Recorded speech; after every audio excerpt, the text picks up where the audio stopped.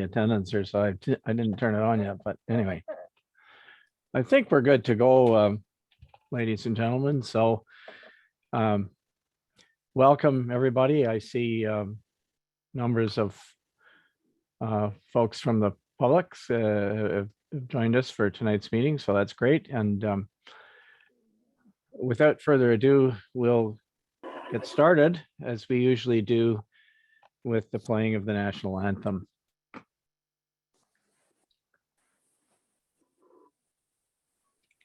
flag that has been so disrespected.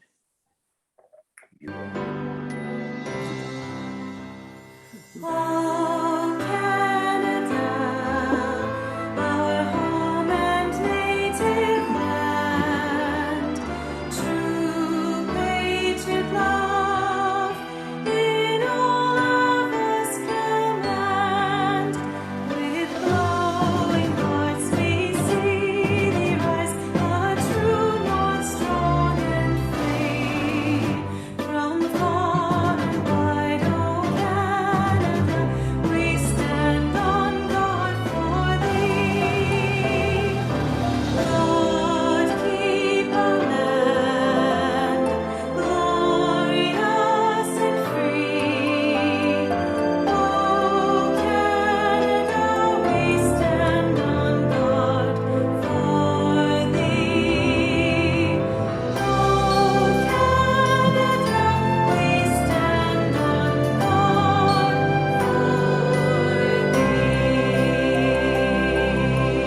thee.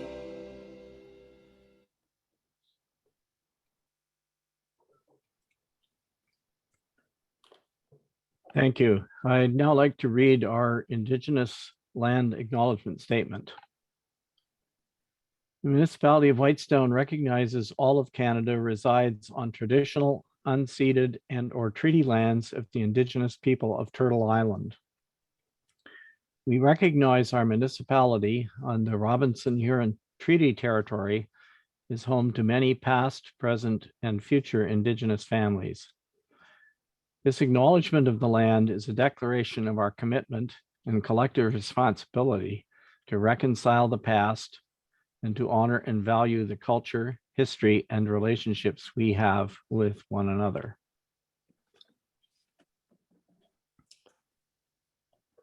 I will now ask if any of the councillors have a pecuniary interest to declare in tonight's proceedings.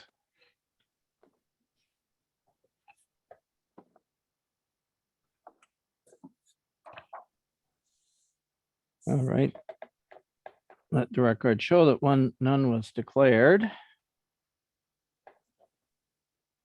We can now entertain a motion to approve the agenda, and I would note that this meeting has a fairly simple agenda because we're here essentially, this is a special meeting to deal with one item only, namely the proposed amendments to the official plan, which we've been referring to as OPA number 2. This is the second amendment to the official plan since we've made since it was last approved. So could I get a motion, please, to approve the agenda as circulated?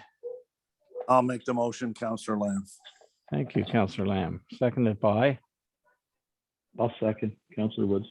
Thank you, Councillor Woods. Any discussion? Any opposition to this motion? All right, thank you. We have an agenda.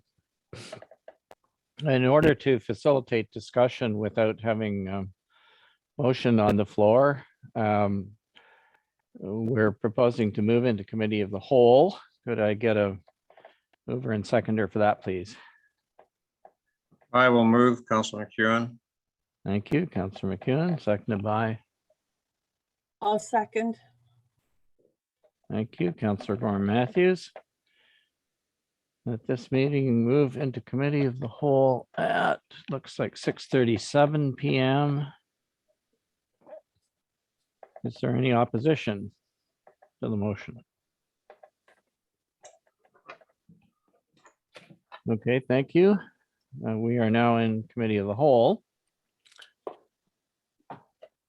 And I guess we will start with a report from our planner, John Jackson. And then we will make note of the comments. We will ask our CAO to make note of the comments that have been received. And then since this matter was first introduced back in September of 2021, so there are a number of those. And then we'll open up the floor to discussion. So John, if you wouldn't mind giving us an introduction, and perhaps you could highlight what's the things that have changed since the last time this these proposed amendments were in front of council.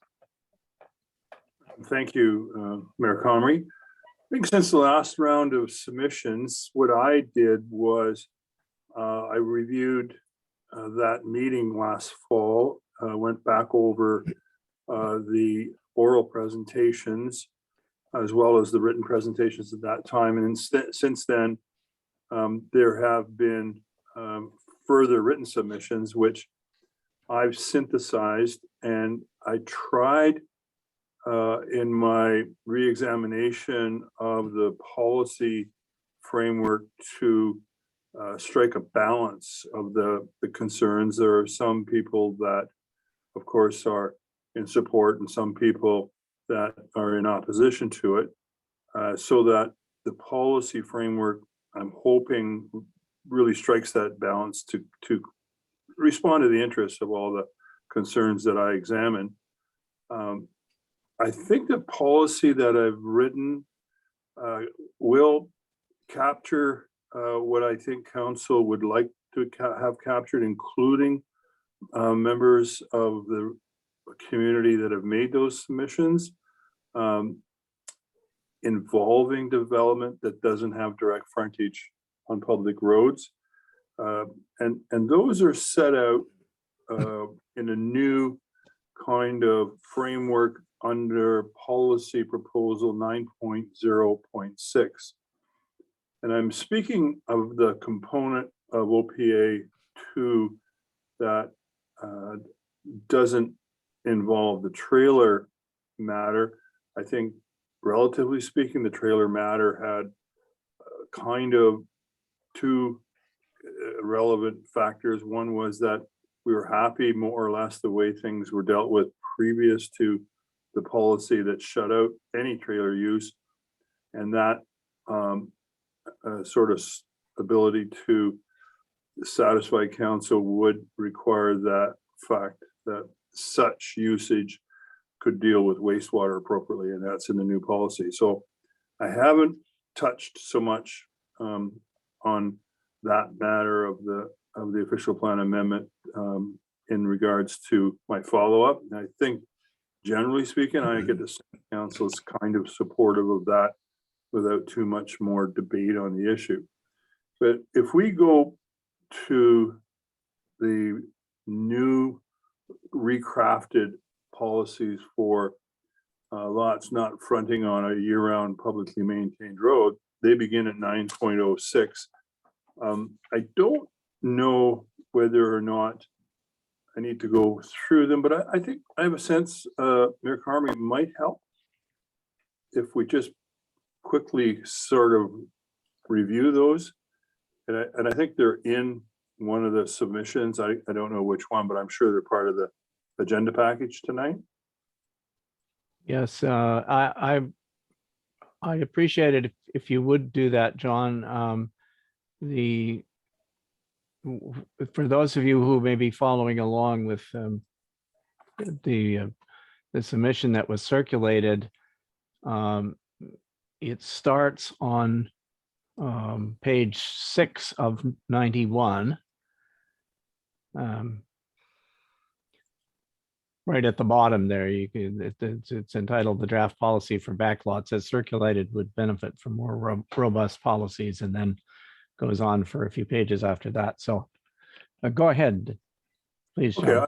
I think it'll be helpful. And I start with the statement that overall, the municipality discourages development on private roads. I mean, that applies to any development these days because more and more the expectation is that everyone at some point at some future time, service levels will be uniform. But the municipality will recognize instances where private roads on non-waterfront could be an option, and that option should only be available if the following criteria are satisfied. And the first one is character. And that character I found was a kind of a common theme of the opposition, that they were afraid in the context that their enjoyment of their local kind of experiences might be jeopardized if the character changed. And that's a fairly important part of cottage country living, and we get that. And that is something that involves kind of a combination of the history, the natural heritage, as well as cultural features that might exist. So by example, if it was some remote, isolated little lake 10 kilometers north of Ardbeg, putting back lot development up there might alter that character. And that's somewhat a subjective exercise, but an important exercise that council has to be satisfied is not going to be threatened. And then we move on to the actual physical impacts with respect to a new development on a private road. Thirdly, Excuse me, Mr. Jackson. Yeah. Can we discuss these briefly as we go, or are you just going to go through them all and then hopefully we take notes and go back to questions on them? I would leave that to the chair, Councillor. I'm easy either way. I think I would prefer, Councillor McEwen, if you don't mind, I think I prefer to allow our planner to just go through the list that he has here, and then I'm going to suggest that we separate our discussion into two parts. First of all, the part that deals with trailers, and secondly, the part that we're on now. But we can always return to these when Okay. when we get to that stage. All right, very well. Take notes. Thank you. So in terms of those impacts, planners usually look at physical, social, environmental. So there's no limits to those impacts, and those are the kind of analyses council has to undertake. And I should, just as a sidebar, point out, this is kind of a contextual arrangement where council reviews these as applications, and some may have merit and some may not, depending on that analysis that's carried out. But thirdly, you need a right of way. You have to have a legal ability to get to these properties. So you can't have any disconnects in terms of the dots to get to a property, which is pretty simple to understand. In terms of road standards, those tend to be the kind of standards that we think are necessary to be able to provide, I'm going to say mostly fire protection services. So they've got to have that minimal capability to get emergency services in. I think we almost always want to have some kind of acknowledgement through agreements of the limitations, expectations, and the descriptions of what is occurring in terms of that particular access. We've seen a number of new lots created even on waterfront where we establish, for example, a consent agreement that recognizes that these are not roads that the municipality has any responsibility for. The environment was not to be compromised on any of these applications, which, depending on circumstances, may bring in specialty talents such as environmental consultants. I thought that theme was fairly consistent by people making submissions. In addition, one of the considerations was a common thread in terms of looking after these private roads. Is there a structure set up that in fact will look after the servicing, and also maybe so far as ensuring there's a maintenance program in place, and that all of these policies, which will be now under this broad heading of, you can consider them in these instances, but they still have to comply with all the other components of the plan. So I think this policy regime, Your Worship, doesn't make it easy, but it doesn't shut any doors completely. But there would be a process, and generally speaking, that process would likely involve minimally a rezoning to give neighbors a opportunity to participate in any submissions, and also likely the establishment of some formal site plan process, because it's through that process we have the legislative ability to place agreements on the title of the properties that are being considered. It's not a simple and inexpensive process, but it's one I think that we need that balance I'm speaking about. There will be, we believe, at some point in the future, what's referred to as conditional rezoning, and that may give us additional tools in the toolbox. That legislation has not been put in place. The Planning Act has a policy provision in it, or a legislative provision that says conditional zoning will take place as soon as the minister enacts a regulation to do so. But I think our toolbox will work the way I've described it satisfactorily, as far as protecting the council's interests and the ratepayers' interests. So that's where I've attacked this from, being logical, being hard, but being fairly logical in setting out a program where the opportunity exists. Doesn't absolve council so much. It probably puts them right front and center in terms of the decision makers, as far as allowing these to be green lighted, yellow lighted, or red lighted. So hopefully that helps. Thank you. Okay, thank you very much, John. Before we move on, I'm just wondering, is there anything new with respect to trailers, since this is part of this package as well? Or Well, the only thing that's truly new, and it may be again an onerous criteria, but they have to demonstrate, those that want to place a trailer for a short period on vacant lands, they have to demonstrate that they have dealt with their wastewater concerns in each case, whether it's a permit or whether it's some kind of agreement. But that's one of the themes that came through loud and clear in the submissions. okay. All right, thank you for that. So I wonder, I think we can probably open the floor to discussion. I guess I would like to give counselors an opportunity to raise any questions that they have to begin with, and then I'll open it up to others on the call. And I will ask everyone, please, I can't necessarily identify who all of the participants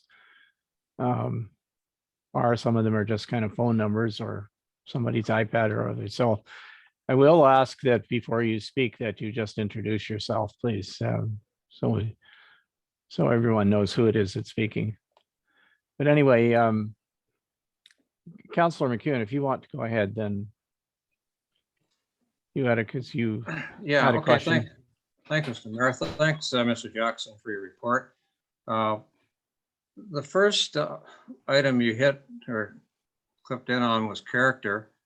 And there are a couple things in there that I think are rather, I don't know about intrusive, but the council will require that such lands be rezoned. They're already pretty much RU properties, zone rural RU. I don't understand why you would specify that someone who owns property would have to have it rezoned. It seems to be asking quite a bit of somebody compared to being able to just get a permit, provided it is within the legal property sizes and surveys and all that kind of good stuff. I can see it if there's a severance necessary, but unless I'm reading it wrong, to think that council is asking for a rezoning for each backlot permitting. Could you comment on that?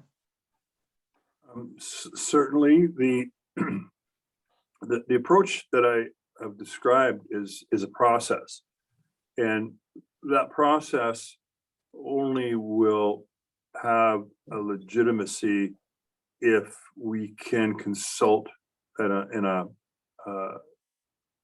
mandatory or obligatory way with neighbors.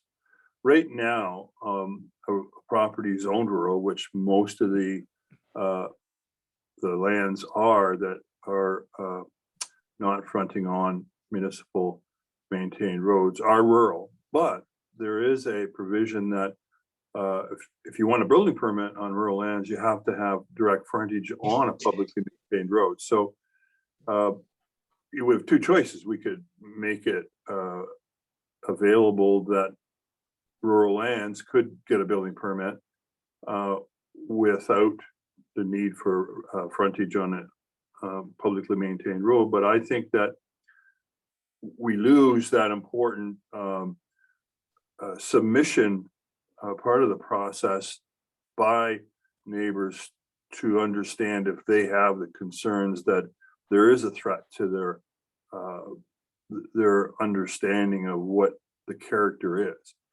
I don't know how to get at it in a structured way, and I think part of this needs that structure. So while it has some onerousness to it, both in cost and procedures, I don't think we can go forward without having that. That's my sense. I guess I just think of the consent process and severance process, which I think for the most part works pretty well. At which time neighbors get involved, they see what's going on, they get notified, all those good things. If there's no severance involved, it just seems like a major step for the landowner to go into a severance, or not a severance process, but rezoning. What would you rezone to? Just to an exception type thing? That's correct. Yes. It would be an exception for a rural land that normally needed to have frontage on a public road to having access on a private road. Yeah.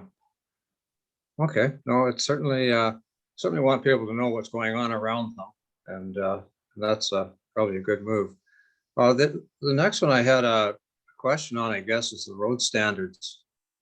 The roads we have now, which serve year-round residences on these roads, which is a number of different degrees of roads. Now we're saying that you must have sufficient road to accommodate a vehicle traffic, turnaround for emergency vehicles, things of that nature. That's sure taking it a big leap forward in terms of what you're asking someone if they're going to be along the private road in the back lot compared to what the people are required to do at this point on the lake just wondering if there's some way to meld the two together somehow. It seems like a pretty big hit to the back lot people. Almost tell them to bring the road up to standard. I know they all will work together, and they do work together really well in these private roads. I'm really impressed with what happens on the private roads, to be honest. But so I think- any comments on that in terms of the two standards for the two groups? That's a very good question. And interestingly enough, I have a sense that the standards doesn't have to be locked in per se.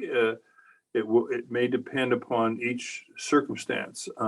That circumstance could involve considerations of the condition of a road, its length, for example, as well as its base and foundation, or how it makes it through the 4 seasons here.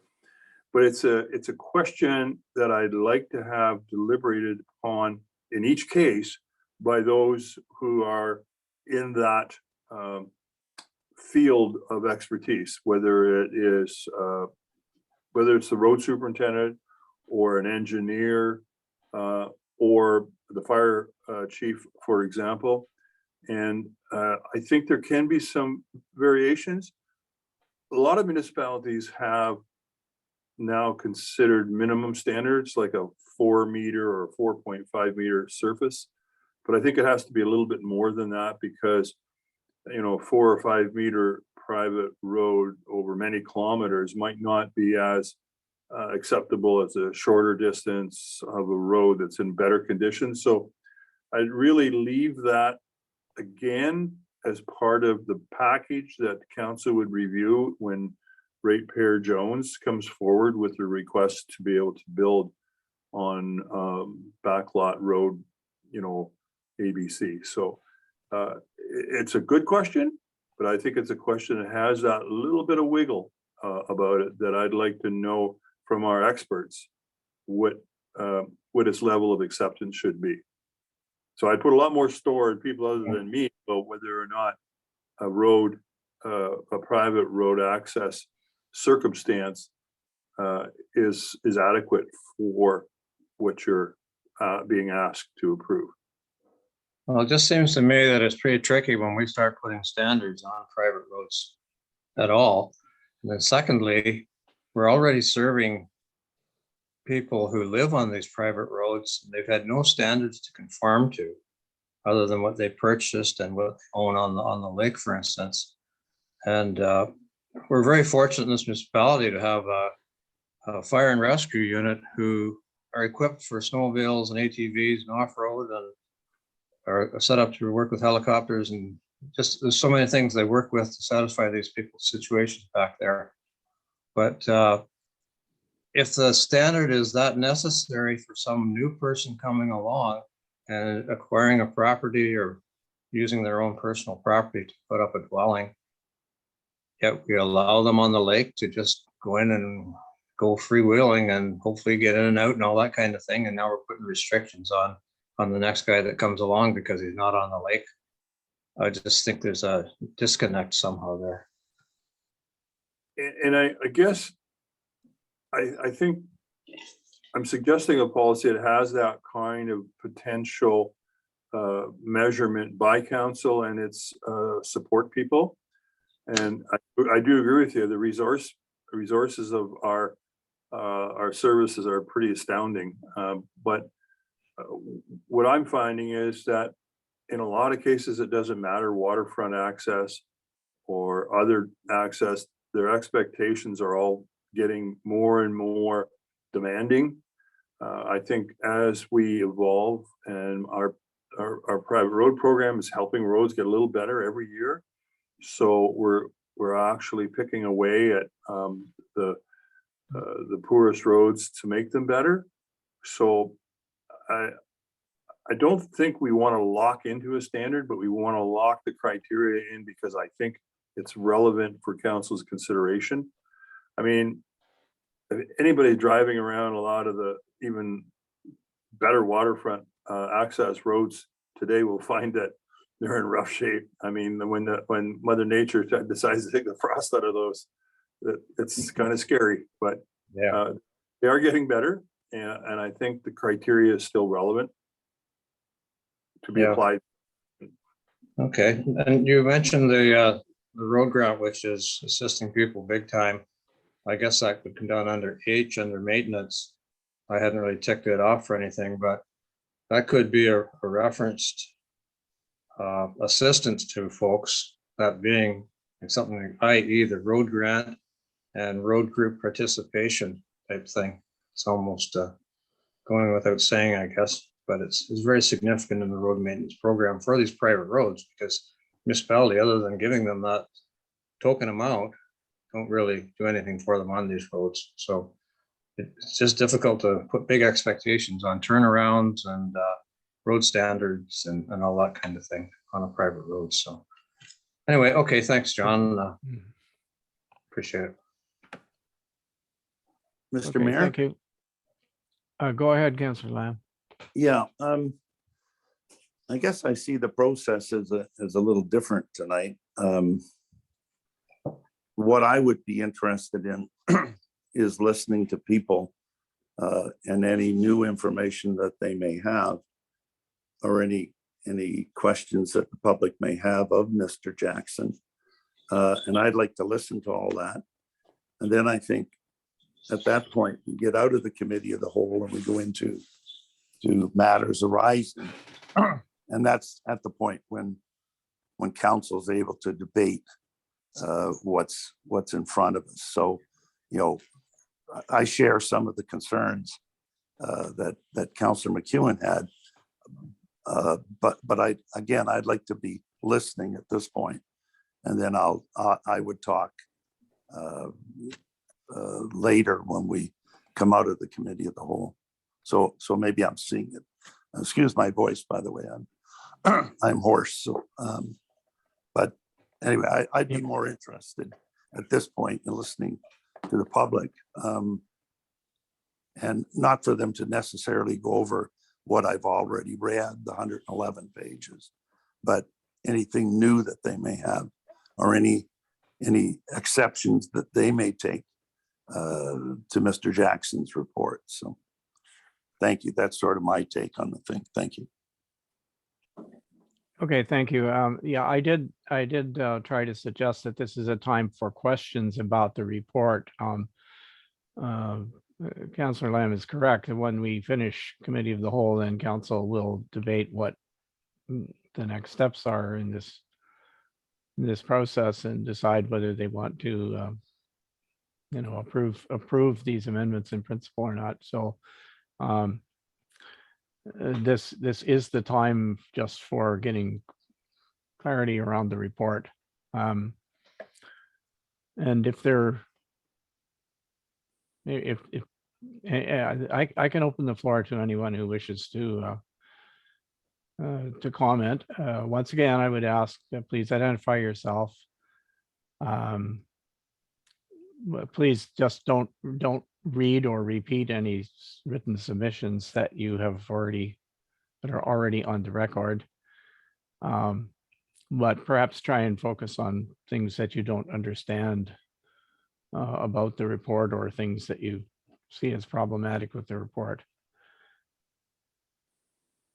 And councillors, you can still, if you wish, to question the report, and that's fine. Just we'll save the debate till afterwards.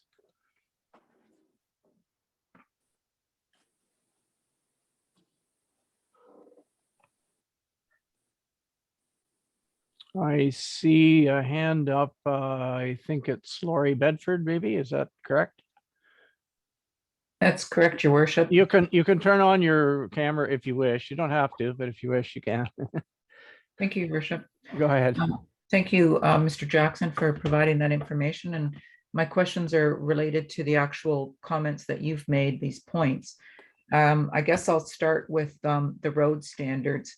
In that category, I think it's very interesting that there's two clear no's of what the township will be responsible for. No additional cost to the municipality, and no additional responsibility and no additional liability. However, you are putting all of that onus on the existing property owners on those seasonal roads. So the municipality is clearly stating they're not taking any responsibility for it, but you are, if you vote in favor of this, you are putting all of that responsibility on the existing town landowners. So that was one area that I thought was interesting, and I wanted to make that comment on. Another area of clarification I was hoping for, and I'll keep this short, that you were just mentioning that there are current standards on the roads, or lack of standards, however you want to describe that. And I think it was Councillor McEwen, you were asking some questions, but I'm not clear. Who is the expectation, or who is actually going to revise those standards? And when, at what point through this exercise would those standards be revised? Would that happen upon an application for a building permit, or would that happen more at a zoning timeframe? So, Your Worship, if I can Go ahead, please. speak to Laura's concerns, it would be a review of the application at the time of the submission by an interested party. So it would be part of the package of the rezoning consideration, as well as the attendance sort of assessment material, whether it's the condition of the road and the impact it may have on existing users of that road. So all of those things would be made a part of the submission. And if there were concerns over exposure of liability by or to the municipality, you know, that couldn't be something that would be protected in terms of indemnifying the municipality. Council may say, look, we've got a problem here, and we can't go forward with it. So absolutely, it's a no cost kind of arrangement to the municipality, and it's not intended to really survive the need for additional development, because it's not really golden development to have this kind of opportunity, but it's fair development, and it's a fairness element that has kind of brought this thing forward. The genesis of it was, oh, what's the reason that I can't build on this lot that I pay taxes on and can have legal right to access? So it's all about that bundle of considerations. I don't think that answered my question, Your Worship. I think my question was, so somebody makes an application to build something on the back lot. Who is making that decision that the road is up to standard or not up to standard? And who has even created the criteria for the standard? What standard is it you're referring to that we're trying to compare to? Well, that's something. It would be a home. It would actually be someone that was building a dwelling. We're not Yes. talking anything more than that. So The standard I'm referring to is to the road, not to the dwelling. no, you said something, and I'm just describing that my expectation is that it'll be a home. And the question is, would building a home on a particular location on a lot that's accessed by a private road create an unacceptable impact? And if it did, should that road be upgraded to some standard determined by technical people as to whether or not it needed some kind of improvement? And I'm saying that changes from application to application, circumstance to circumstance, because I don't think you can throw it all in one consistent kind of standard that we would apply in all instances. And I'd leave that to our technical advisors to assist us in that regard. And who are those technical advisors? As I mentioned, they would be the fire chief, the road super, or he could relegate or delegate that to an engineering submission, those kinds of technical people. Okay, through your worship. So then what I understand you're communicating is that if it was one dwelling, then perhaps the standard doesn't even need to change. Is that what you're suggesting? That And could be one outcome, certainly. but okay, and if okay, there's a bunch of complexities there. I don't need to get into them. I'm sure council will consider them when they deliberate over this recommendation.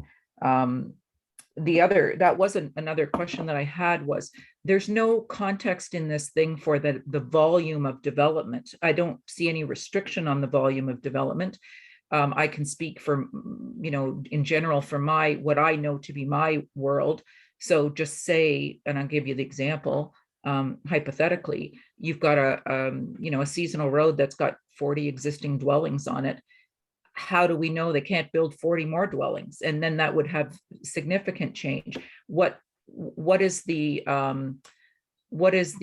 intent or the potential for this zoning change? Is there any kind of restriction on the volume of dwellings that could be built on the back? I would say through your worship, that through you, that the density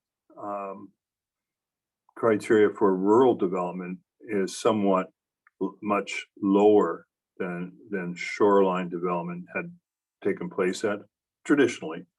So whereas perhaps the best way to put it is 1 acre lots might be allowed on the waterfront, generally the rural criteria is for like 5 acres or larger, but larger lots.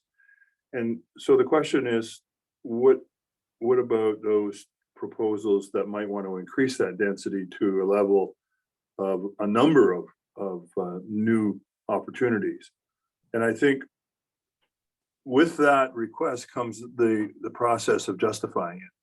And if for example, the proposal for a number of new development opportunities on private roads for these lots that don't front on the water comes forward, it has to be justified.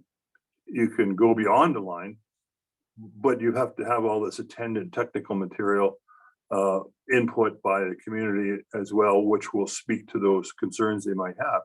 And it may very well be, for example, and I'm just being theoretical because I think the number of incidents that this is going to happen are going to be very, very few in number. I don't see this being an explosion. I mean, I might be wrong. I think you're wrong. I don't sense that I am in a remote area. So, and over the years, in my 45 years of doing this, there was always the concern that cottagers would convert their cottage use to year-round use, putting insurmountable pressures on municipal services. We did see a bump in that, or a spike in that because of COVID, but I think after this all settles down, I think we're going to find that people are going to say this is a harsh area to live year-round in. And so you're going to see that spike kind of fall off a bit, but it never did happen. The conversion that the province told us to watch out for, it never happened.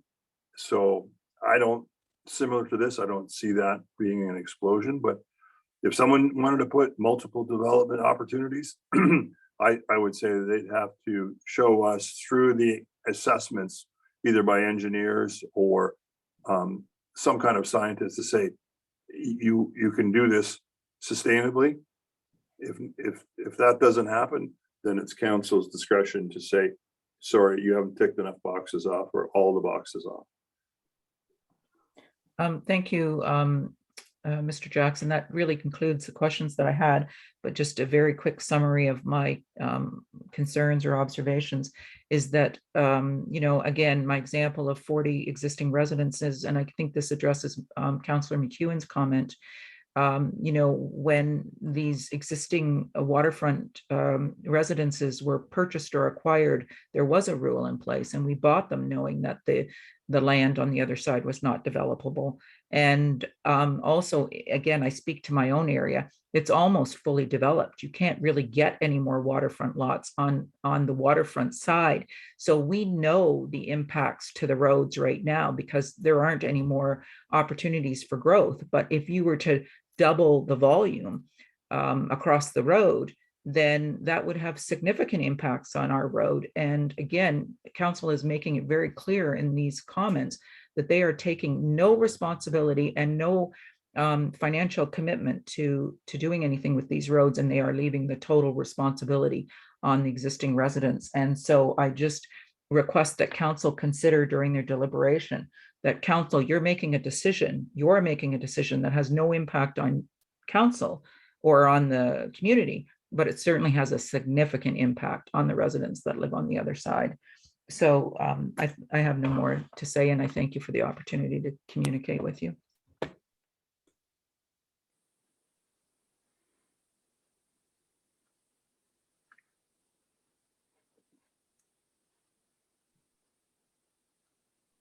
Thank you. I'm looking down the list. Are there other questions? I see Brenda Hutchinson.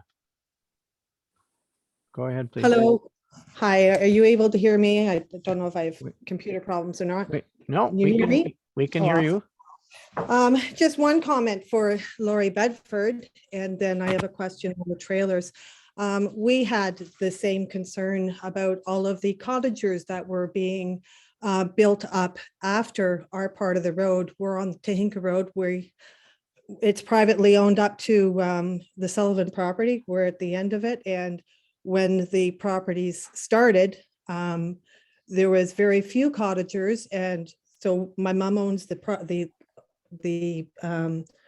road up to the Sullivans. The road association takes the risk, but we're part of that, and as owners, we share that risk. And we also were very concerned about all the cottagers that would be put on after us. So there's always two sides to every story. So there was our concern.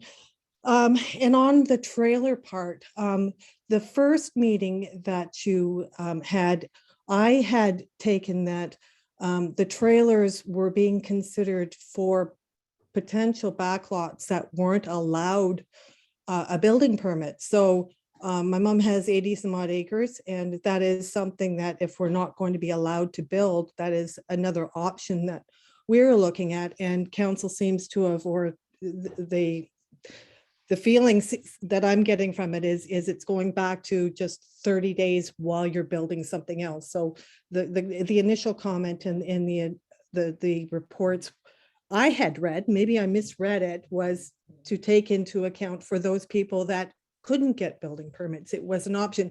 Now I fully understand that the backwater and making sure you have proper drainage and everything else. So that's a given. But it seems to have condensed back to the 30-day, well, the limited period. I may be misstating, but thank you very much. That is my question. Thank you. Can you respond to that, John, please? Yeah, just to be clear, the two issues in OPA number 2, the backlots and the trailers are quite separate. The trailer issue was a problem with the way the trailer bylaw was being administered in the municipality that allowed for a 30-day use of a trailer in a calendar year on a lot. That the official plan, when it came along, put a prohibition of trailers, period. So full stop. And so it has nothing to do with the backlot issue. It was about having the ability to put a trailer on any vacant lot because trailers were prohibited. So the only lots that would be eligible for trailers for a limited 30-day period are lots that are otherwise eligible for stick builds. So it's those people who have decided, at least for the ability to use their properties a limited time of the year with the trailer placed on it, can do so for a 30-day period, subject to dealing with services. But trailers are not contemplated as part of the private road development. So you would have to have access either to a public road or have a lot on the water so that you would be able to take advantage of the trailer by that would allow for a 30-day use of that property by means of a trailer. So they're quite separate and apart, and the temporary use of a trailer while you're building is a completely different matter. That's a kind of a provisional building permit process that the municipality uses to recognize the need for an ancillary temporary place to really stage the development of a new home. Thank you very much. Okay, thank you. Who's next?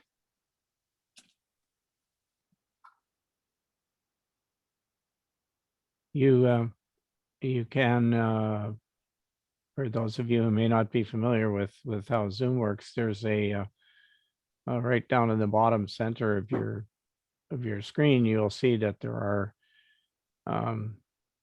there's a section of things. One of them says raise hand, so you can put your hand up, and what that does is it causes you to pop up to the top of the participants list, which I'm watching down the side. So anyway, I see Dean Tomazzolo.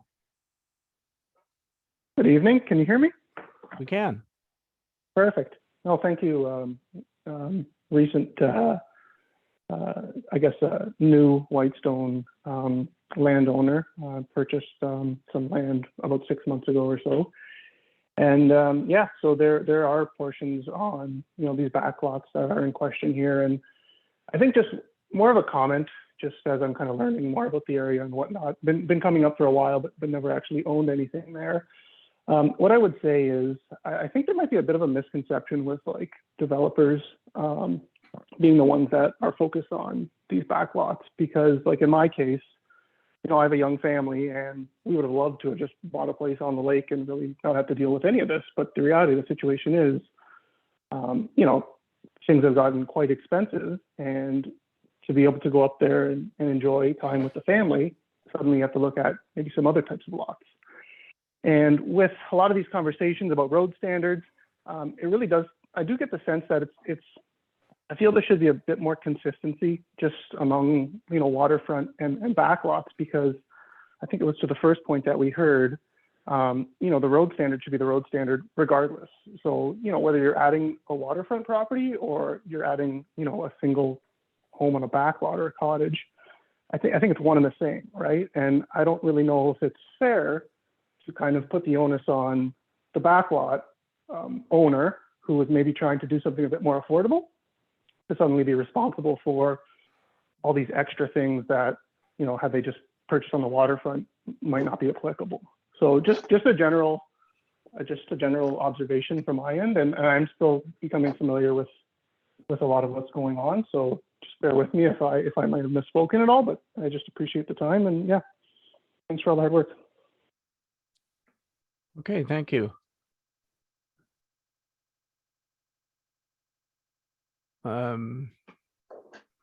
Next, on the list with his hand up, I see Dave.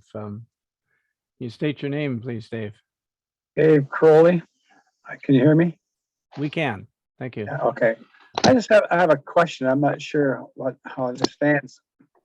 I have a cottage on a private road, which we jointly own. I'm just wondering how much control the owners of the road have over what development would take place in a backlot. Development in our area, the backlot would create a major problem with the road, because the road is not made for that kind of development. And I'm wondering, do we as owners of the road have any say as to what might happen in terms of development on a backlot? Well, I thank you for the question. I think we can answer that. Do you want to, John? Yeah, certainly, Your Worship. The fact is that no development's allowed on a lot that's on a private road at this point. And so what we're dealing with is submissions going back a number of years saying, well, I've got an existing lot that I think is unfair, that I can't have an opportunity to put a dwelling on it. And so we're saying, well, you have to be able to show us that there are no impacts. And all of the criteria that are set out in this process need to be satisfied. So the short answer is right now, no one can build anything on these backlots other than perhaps a hunt camp, which is got a footprint limit on it, which is quite restrictive. A right of way in terms of its legal function, I'm sort of stepping a little bit into the field of legal opinion, which I have to be careful not to go too far down, but a right of way is intended to provide access. So its purpose is quite clearly understood that, for example, if a beaver dam washed out your road, you have the right to fix it as long as you have a right of way over it. And the guy that owns the land can, or the person that actually owns the fee in the land, they have the ability to maintain that right of way for whatever its purpose is, whether it was a sugar bush or whatever. So, but right now, what we're looking at are what should the criteria be if we do want to open up the ability for someone to be considered for a dwelling on these backsides of private roads that mostly service our cottage industry. I guess what I was also wondering about in the future, like 10 years from now, we still maintain our road and look after it, have it plowed and everything else. Do we have control? Is that road ours as joint owners? Is that our road? We have control over what happens to it and what might be built anywhere around it? Can we refuse building if we own the road?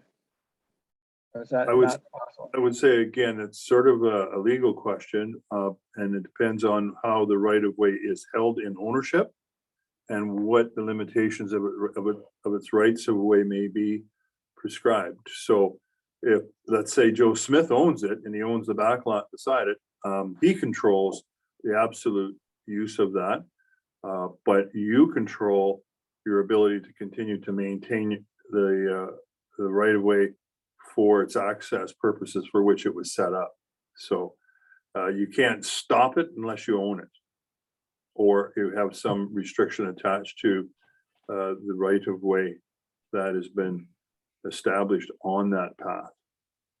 Would you advise then that the cottage association that might be in that area set up some kind of criteria and have some kind of statement of what they want or whatever, like, should that be done in writing somewhere so that there's like our personal bylaws or whatever you want to call them? I'm not sure. Well, I think the process through your worship is, as I've designed it, would circulate to the neighbors, which would presumably include a road association. So there would be an opportunity to speak to what was being asked, and the determination would be council's to make based on the submissions. And if everyone felt that there was a irreconcilable impact, council could turn it down. Okay, so we're kind of iffy at this point in time. Okay.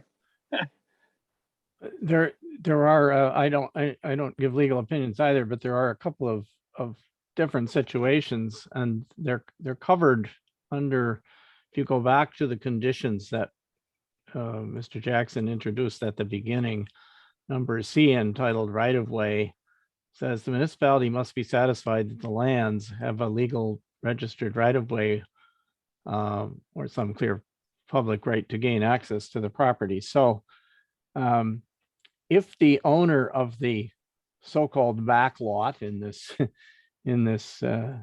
scenario owns the road, then he automatically has the right of way to get to it. If at least that's what one would normally assume. If Mr.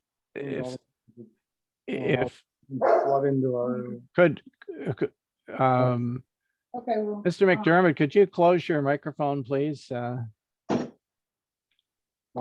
Sorry. Thank you.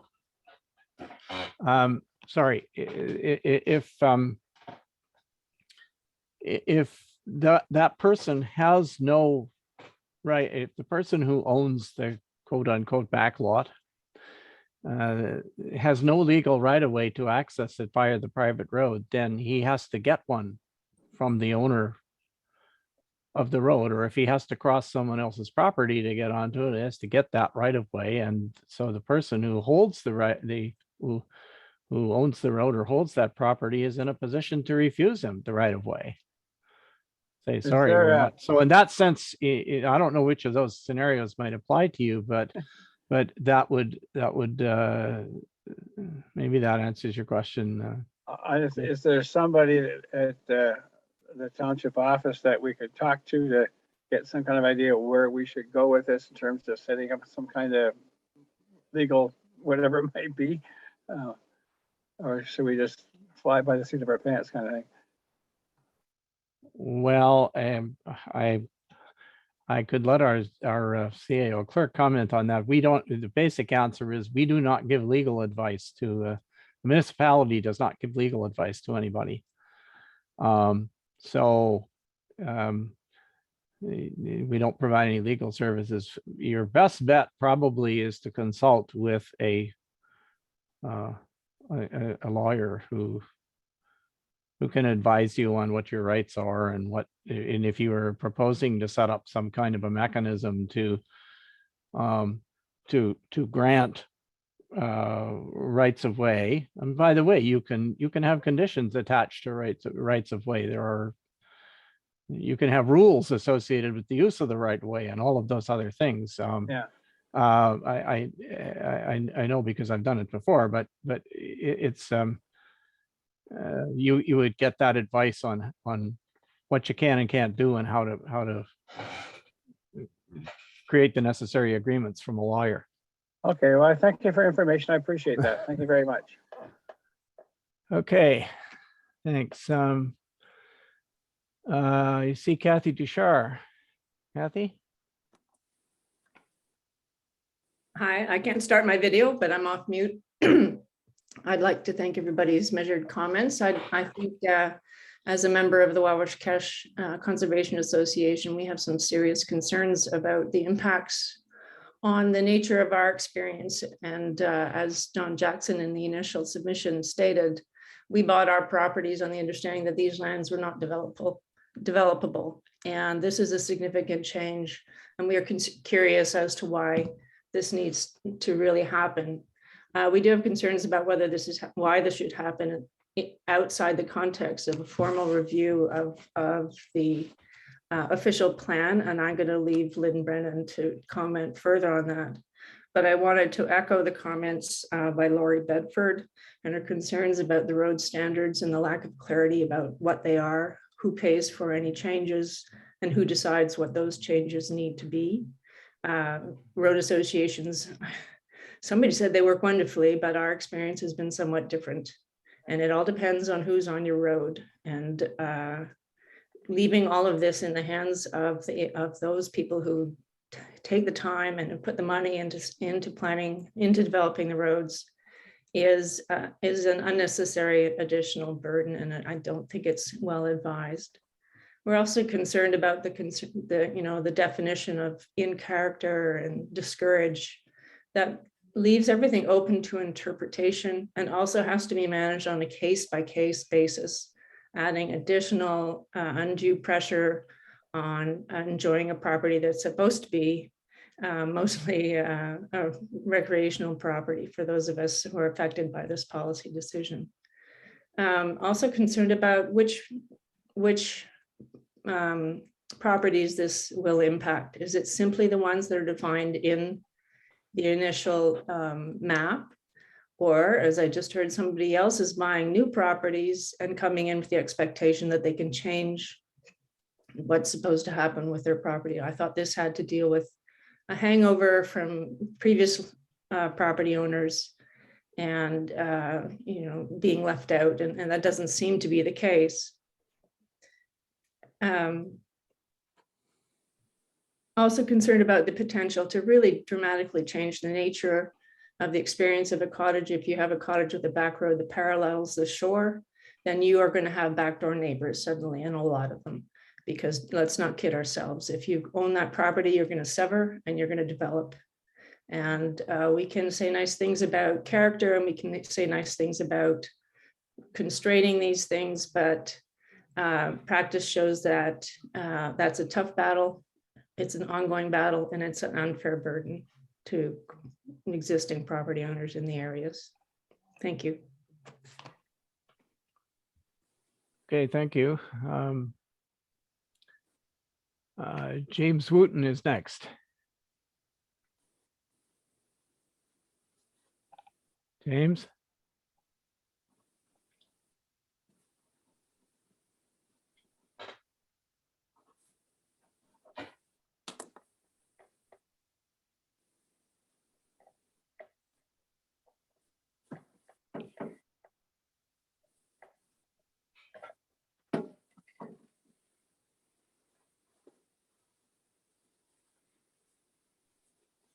James, are you ready to, you see your hand is up and you're unmuted, but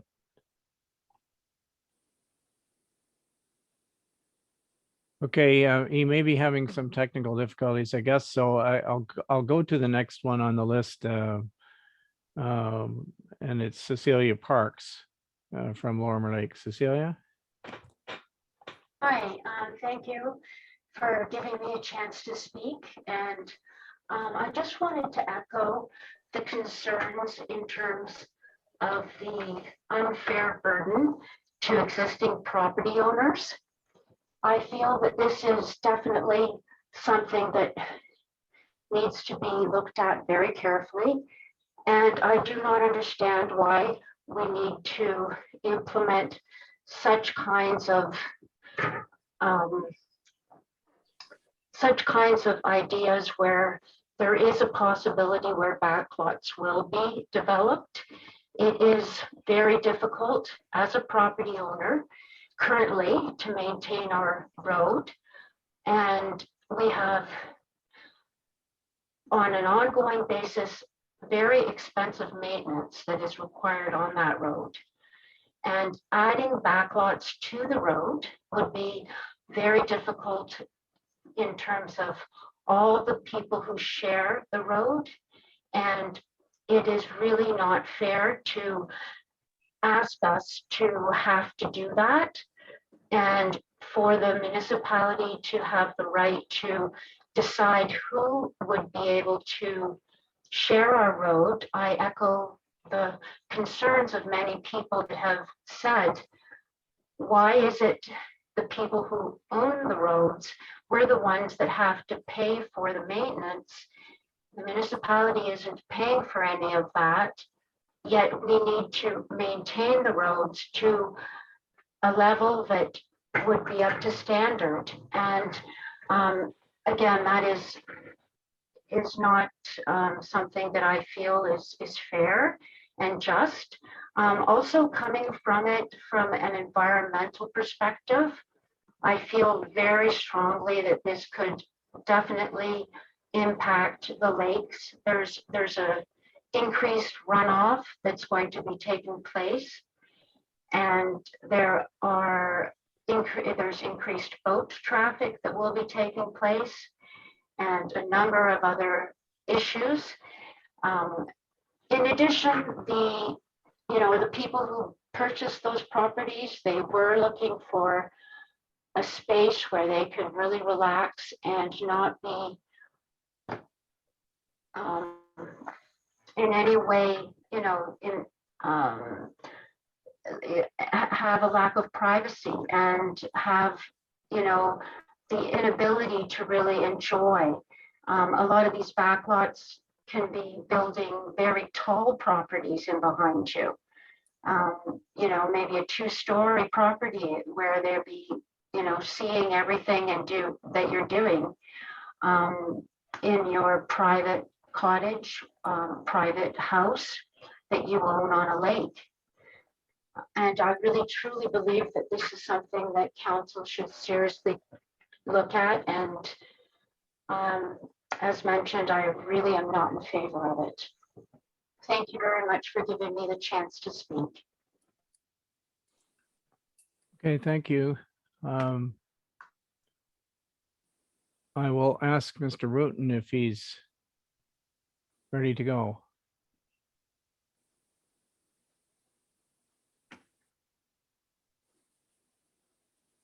Doesn't seem like it. Okay, well, we'll just keep going.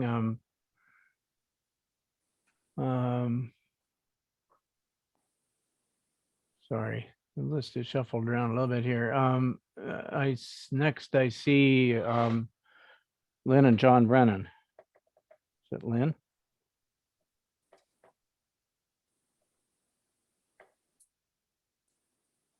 It's Lynn. It's Lynn. Okay, go ahead then. I saw Brenda hand. Is she just her hand still up? Well, she's already spoken once. I try to get to new people, give new people a chance who haven't spoken first, but we can get back to her in a minute. Okay, thank you. I guess I'm speaking on behalf of the Wawashkesh Conservation Association and also myself. We understand that the municipality wants to grow and that the lakes are potentially at capacity for waterfront lots, and that leaves backlot development. Our concern with that, though, is that we should be doing smart growth, as provincial policy statements refer to, so that it should be within communities instead of a scattered development, and perhaps inconsistent rules. Our other major thing is that I don't know still whether the cart is before the horse in terms of the OP and the zoning bylaw, and whether we're going to end up in the same position that now the zoning bylaw doesn't allow or have the proper regulations in it to go with this new change in the OP, and how that process works. So do we now need another zoning bylaw amendment in order to put all this into place so that all these regulations that Mr. Jackson has spoken of, or the game plan, is in the zoning bylaw? My understanding also is that rural allows more than just a home, or under this plan, if it was changed for a rezoning, it would be allowed more than just a home, that there's other buildings or apartments or other things that would, churches, et cetera, that can fit under rural zoning. Sorry, in terms of Mr. Jackson's comments, I commend him for putting this together. But from my point of view, we have 5 counselors, and each one probably has a different definition of what discouraging development means. And each one probably has a different definition of what character means and the significance of wetlands, et cetera. So I'm concerned with the vagueness of terms. The other major thing would be, for me, would be wetlands that aren't categorized. When I moved up here, I asked the M&R, you know, where are the scientifically designated wetlands? And I was told, well, M&R hasn't designated any as scientific because there's just too many of them. Well, that's kind of what happened with Southern Ontario too, is wetlands were just covered over. So I'm concerned with how wetlands will be determined to be important in this process, and marshes, et cetera. The other major thing for me is the road standards. I submitted a road standard to all the counselors that I'd come across and what it should entail.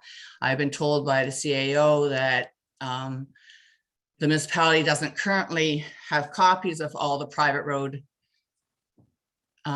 association agreements.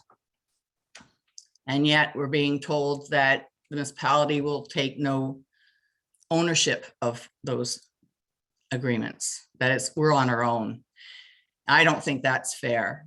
I think the agreement has to have the criteria which I sent to each of you in it, in order to protect those that are already on the roads. We on the roads have already contributed money to be on the roads. When we built, that was part of our price, was building that road. In our situation, the developer owns the road, but has never contributed to the maintenance of the road. In talking, or what's been said so far, I'm concerned that there won't be any consistency or fairness, that there'll be a minimum standard of upgrade for one private road and a different standard for a different road. We need a private road standard that's consistent for everybody. We need a consistent road standard that goes with Ministry of Affairs, that it has to be year round. Our current road in the wintertime is a 1-lane road. So if the ambulance was coming in, we hope that another person's not going the other direction then. I don't think that meets the criteria from the fire chief of a year-round road width.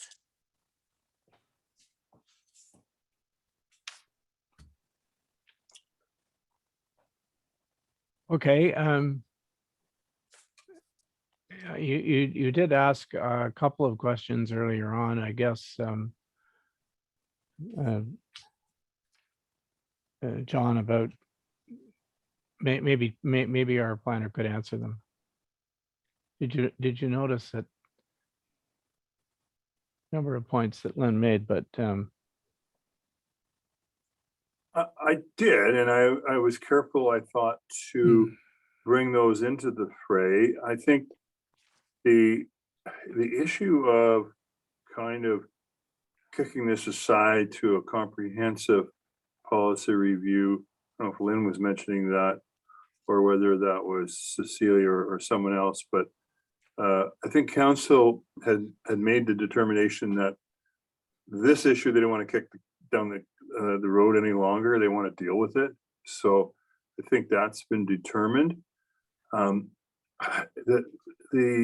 The old world of private road standards was keep your hands off. I mean, if it quacks like a duck, looks like a duck, walks like a duck, and we start imposing standards sort of universally for private roads, you get dragged into the kind of problems that would implicitly suggest the municipality does have a responsibility. But our preference was that we stay out of it altogether.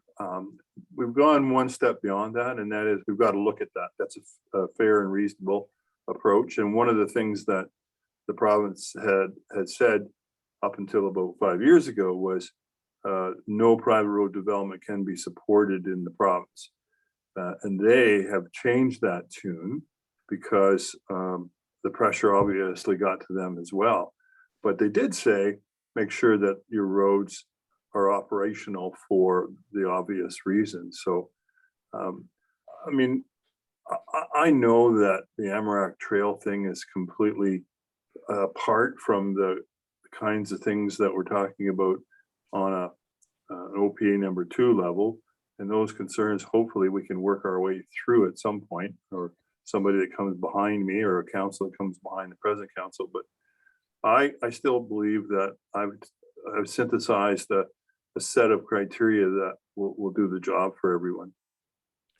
there was a specific question that Lynn asked, which was, do we, if this amendment were to the official plan is passed, do we then have to make amendments to the zoning bylaw? You could probably answer. Can you answer that one? Well, I think that'll be the case. Absolutely. And how that'll look, we don't know, because we don't know the outcome of this discussion. So typically policies get made and then they get implemented through comprehensive zoning provisions, but you don't look that far down the path until you get the need to do so. Okay, thank you. So in terms of following up on the road standard, we have road standards for everybody else but private roads. Private roads don't have any controls on stop signs, speed.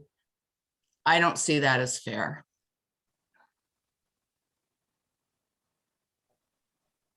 Well, if I could offer through your worship, my thoughts was Sure. on the private road front, the word private means just that. So now where they enter, safety issues in terms of accessing onto municipal road systems, you have the attendant requirements there for things like stop signs or caution signs or other types of signage. But I don't think we could control speed, for example. I don't think that's within our jurisdiction. No. Okay, Hi. so I Hi, will, Mayor. It's Robert Duda here. I'd love to chime in. okay, thank you. Go ahead, Robert. Yeah, thank you. Thank you, Council and John Jackson for the report. There's been a lot of great work done. Just a couple quick comments. The word character in the policy, we just don't see how that can be evaluated. It's very vague, has many interpretations, and it would be ending up as an opinion, an interpretation. We just struggle to see how that can be evaluated. And the same comment on the road standards. How do you come up with road standards? What's the liability associated with it? And obviously cost. So those are the two areas we'd like council to put some more scrutiny in after the open discussion here, and see if there's can be some wording changes and fine tuning so that it could be a little bit more consistent in evaluation and sort of have effective results. And that's it. Okay, thank you. I'm gonna go back. I see James. Hello, thank you so much, Council. Can you hear me? Can you hear me? I can hear you. Would you state your name, please? For that? Yes, absolutely. James Wooten is my husband. I'm Dana Wooten. Okay. We have owned a property on Whitestone Lake for 20 years now. And the word legacy comes to mind very quickly. My daughter and my son, we are eventually, we are hopefully going to pass the cottage on to them because it's their legacy. And I think legacy has a really strong value to us because we bought this property with the intent and knowing that there was no back lots that were going to be even purchased. We had no idea about this whole, idea. And it talks about, many individuals had talked about environmental issues, more boat traffic, more road traffic. This is a private road that we're on Whitestone Lake. We would really want to not have backlots going on there because, again, we don't know what that's going to entail. It's going to be more people, it's going to be more traffic, more boat traffic, and environmentally, we don't feel that it's a very good value to anyone in that whole capacity. And we feel that this is our cottage property, which is our love of the land. And we feel very strongly that this is not a good, piece moving forward. And we feel that just overall, Who's going to enforce payment? who's going to enforce all the payment with the road, because we were happy to take on the whole road situation. My husband had a family cottage in Dorset, and his dad did all of the road maintenance and worked with many cottagers for many years. But we just truly feel that this is not in the best interest of all the cottagers and all of the individuals that are working together on Whitestone. So Some people don't pay now for the road. And even some people don't pay right now for the road. So we're supplementing all of that. And we really truly feel that anything that's built on the back lot is only going to be detrimental to the environment and to our future generations. And that's really what we're worried about. So thank you so much for your time for this. Okay, thank you.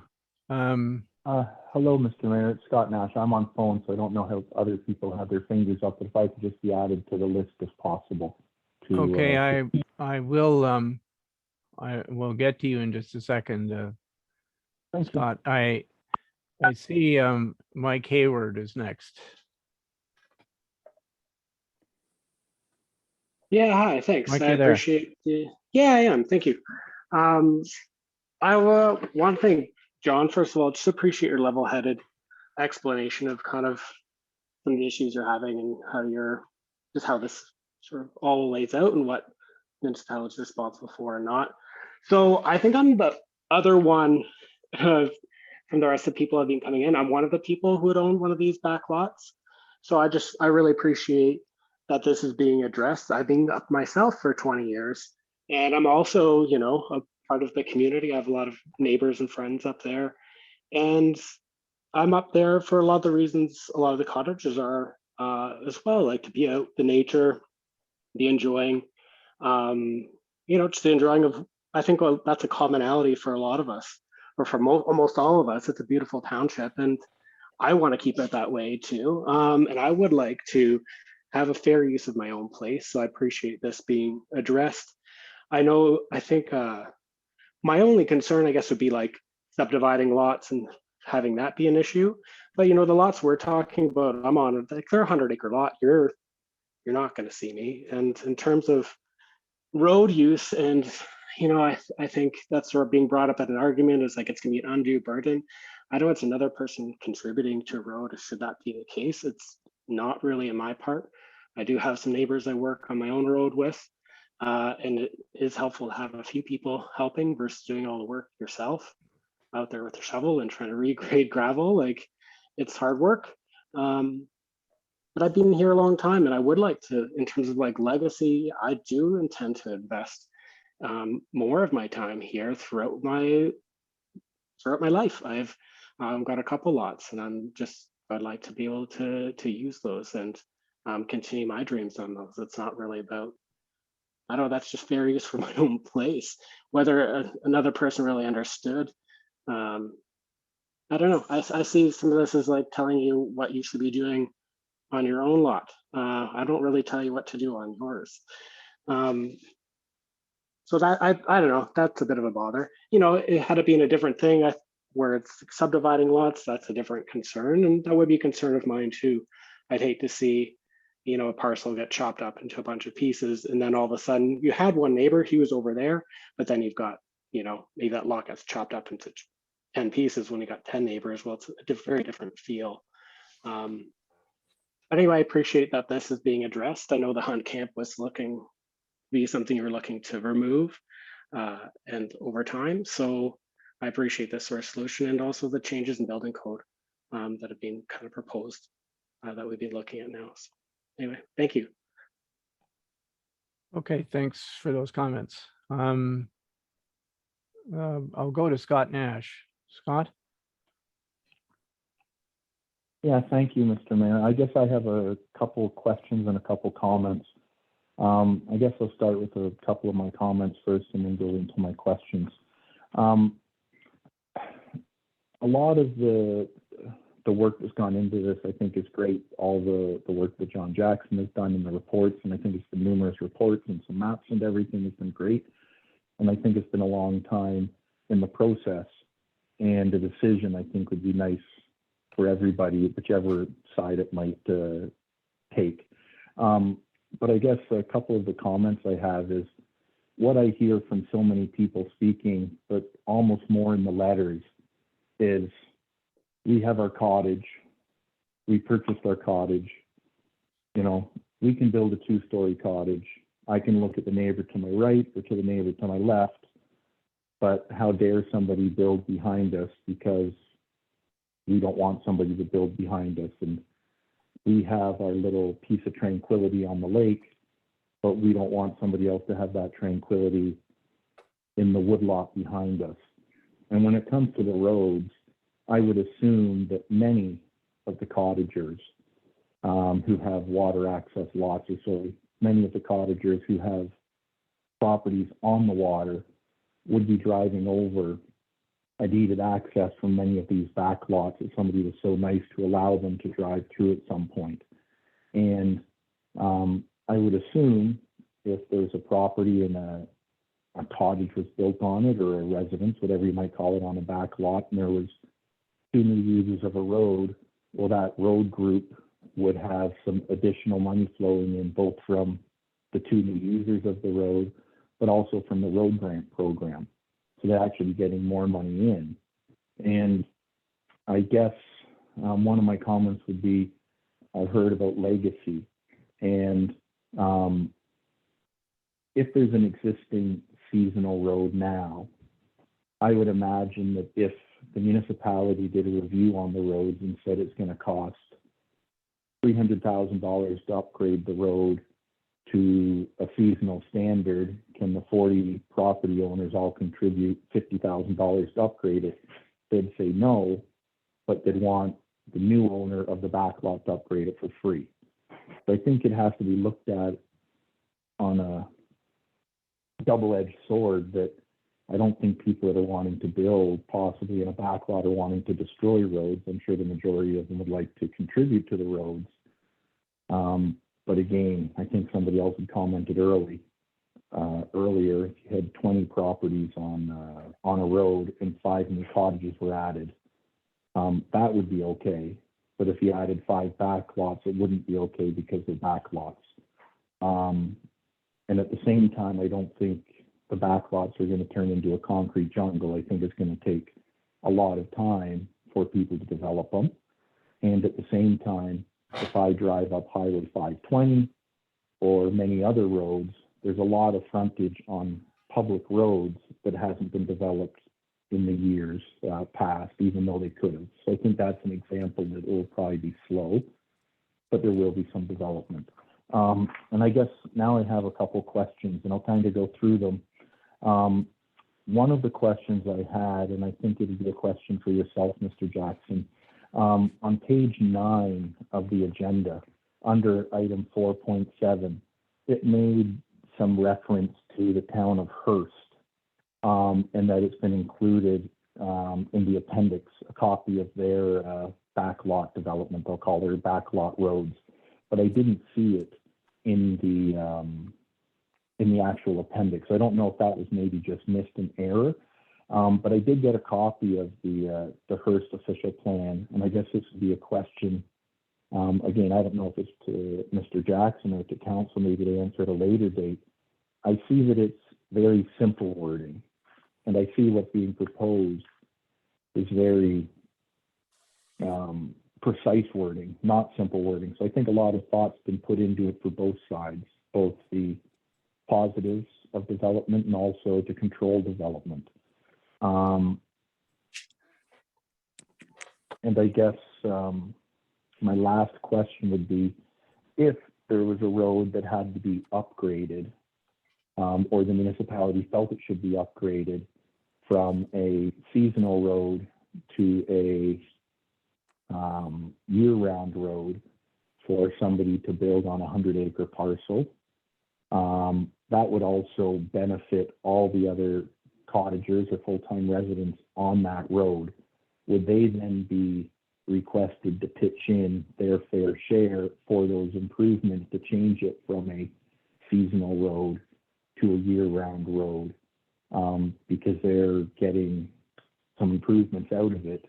And I know a lot of the time that is the way it works. Upgrades have to be paid for by everybody. And lastly, just on, again, getting back to the Hearst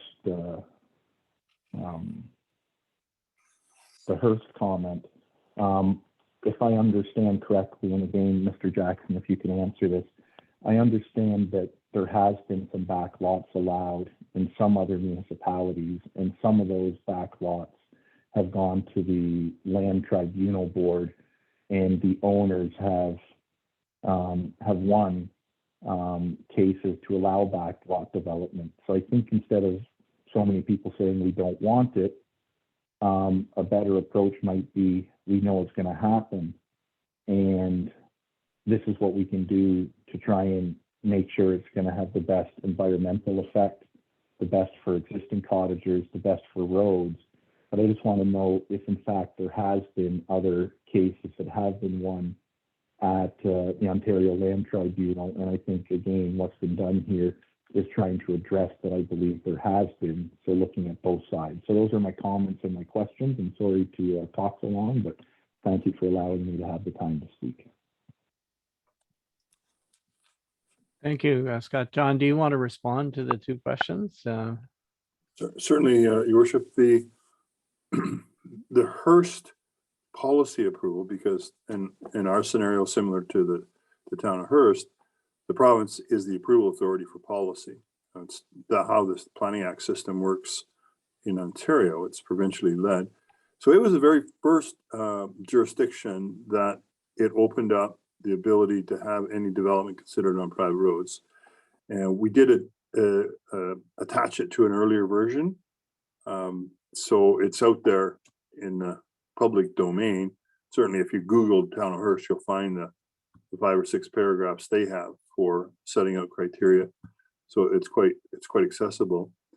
The kind of discussion Scott's brought forward on, if you brought up a private road to a year-round standard, who would pay? Well, in that case, it would depend on what the ultimate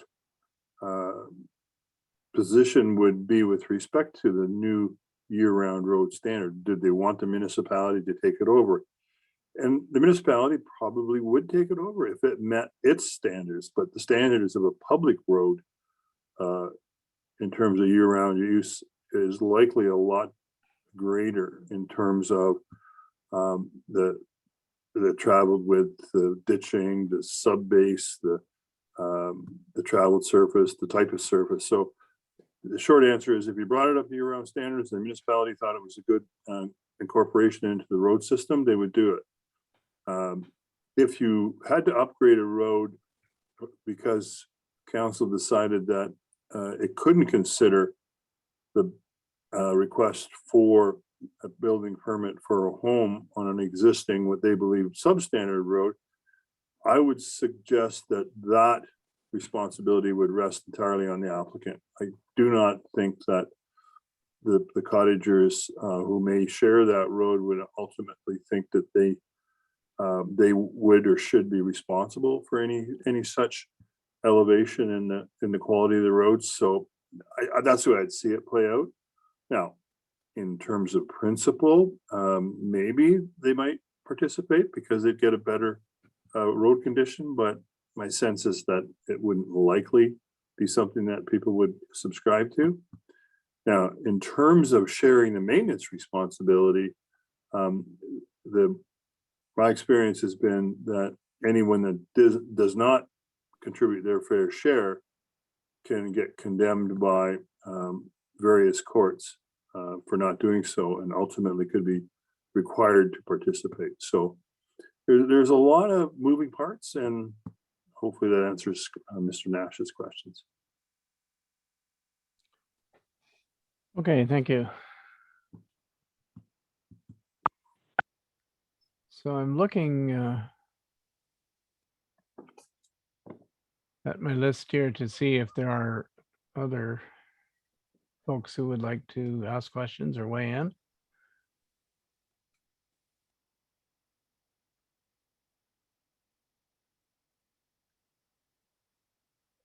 Is there anyone, I was going to say, is there anyone who hasn't spoken before? I see Larry Watkinson.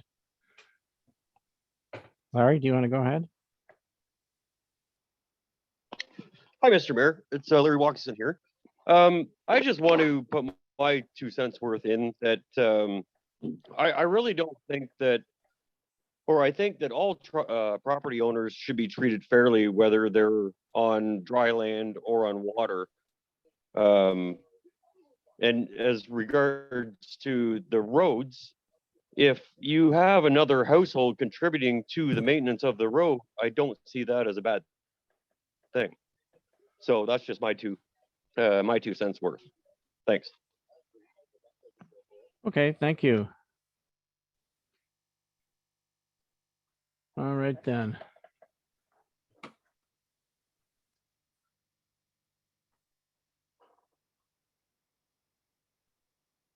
I'm looking, Lori, do you have your hand, Lori Bedford, do you have your hand up again? Yes, sir. Okay, go ahead. I was just going to ask, I hear a lot of talk about fairness to everyone, and I'm just wondering, what is wrong with the concept of a hunt camp? If some of these people are interested in developing these lots that are, old and large 100-acre lots, they're eligible to build a hunt camp. How is a hunt camp different than a dwelling? Well, I think that's a technical question. John, do you want to? Yeah, what we've done is we've allowed private road access properties the ability to place a hunt camp, but it's restricted to 50 square meters. And the restriction is essentially quite high, since it wouldn't really sustain a proper living environment in today's kind of world where you need certain amount of areas for kitchen, bedroom, bathrooms, etc. So it's just a very, very basic kind of space that people occupy usually during the fishing or hunting seasons. Okay, so it's about size then. I just wondered if that would address some of these people's desire to have a dwelling on these back lots. For all intents and purposes, you can't live in them, is what John is trying to say. They're not, I mean, you could live in them for a couple of weeks, but you're not going to live permanently there. It's not, that's the intent of that particular use. Most of the cottagers aren't living permanently at their cottages either, just temporarily or seasonally. Yeah, but when they do, they have running water, they have flush toilets, they have most of them are on grid, most of them can drive to them and right up to them and so on. They're not and they have full cooking and sleeping accommodations and that sort of thing in them, even if they only use them for a couple months a year. So as opposed to the hunt camp is typically pretty primitive. Thank you. I didn't understand the restrictions on the definition of a hunt camp. Okay. Is there anyone who has not already spoken who would like to get in at this point?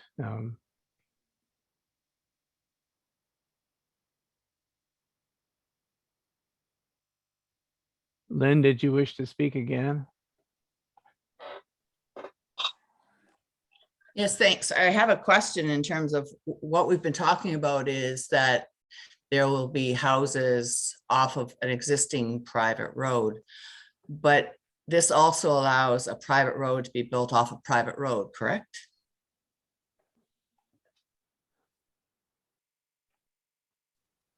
John, do you have a comment on that question? I think the short answer, Your Worship, is no. We would not contemplate new private road development to accommodate development off a new private road. This is merely to allow for the recognition of existing private road properties. Similar to new lot creation on the waterfront, our first expectation is that they should have a road standard that is more than just a wagon track. But if they have a large property, you're saying they will not be able to build another private road and have houses on both sides of that private road that then accesses another private road. Yeah, that's not, in my respectful opinion, part of this program. Thank you.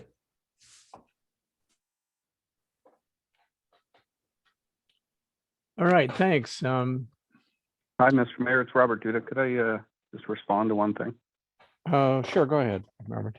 Yeah, I'll be real brief. I just find the hunt camp question insulting. My family's land is just as important. It's a back lot. It's just as important as a waterfront lot. And a lot of these comments and opinions, they're all opinions about other people's land. And there's a lot of people that can't afford waterfront and they need back lots. And there's people that have all these properties around, and all these opinions are great. And all this not in my backyard stuff has to stop. Everything has to be fair. And all these opinions, I bought my cottage and this is supposed to not be developed. It's insulting to people that work hard and develop their land. And people need to self-reflect, look at their own cottages and reflect that there's hardworking people, there's local people that need access to lakes. They want to have stuff too.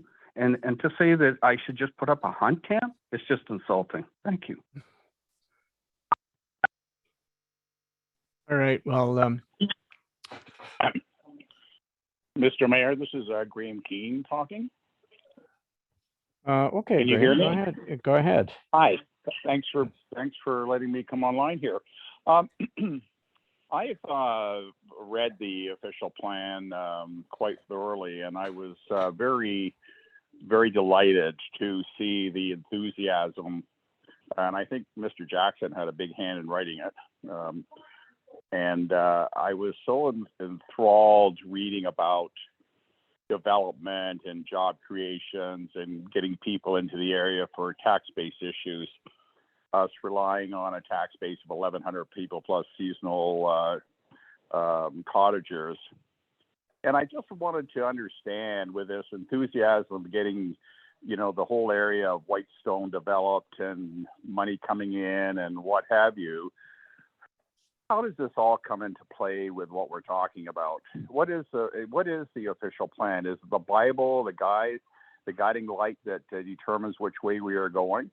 Or do we put that aside and say we all have opinions that don't really use the official plan as a guide?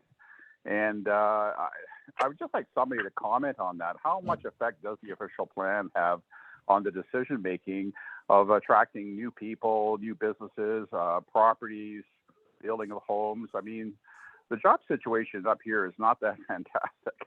And I think more people need work. And I can see the development of lots, a way of doing that. I mean, there has to be control, of course. We have to have a controlled development where it can't be something that gets out of line. But by the same token, to some of the comments, what makes the cottage people the local royalty compared to other people who are in the what I consider a very derogatory term, the back lot people? They are people that have properties, and they have a good opportunity to perhaps attract people from the overcrowded Toronto area, where owning a home in Toronto is impossible. And now with people working from home a lot more with the internet, perhaps they will come to the Parry Sound, Whitestone area. I don't know, but certainly I think that everybody should be treated with the same polishing costs. And would somebody comment on that, or how it affects or how it connects to the official plan? I don't know. Would Mr. Jackson, would you be the one to talk about that? I will let him comment if he wants. I'm wondering if perhaps some of the councillors may want to respond to that when we get into the next part of our meeting. But John, do you want? Yeah, the simple answer, Your Worship, is the official plan is defined in the Planning Act. So you would turn to the Planning Act and you'd see how it is to interplay amongst all the various tentacles of the land use planning system in Ontario. So it's a visionary document that sets out the underlying philosophy of the municipality within the parameters of the province, but there is a clear definition in the Planning Act. But the clear definitions are that prosperity, jobs, influx of citizens, tax base support are all part of the official plan. And I really think, and I don't want to get into the controversy of whether this is a good thing or bad thing, but should that not always be the guiding light and the litmus paper of how we determine whether we're doing the right thing? And I think in that sense, it's all of those things for sure.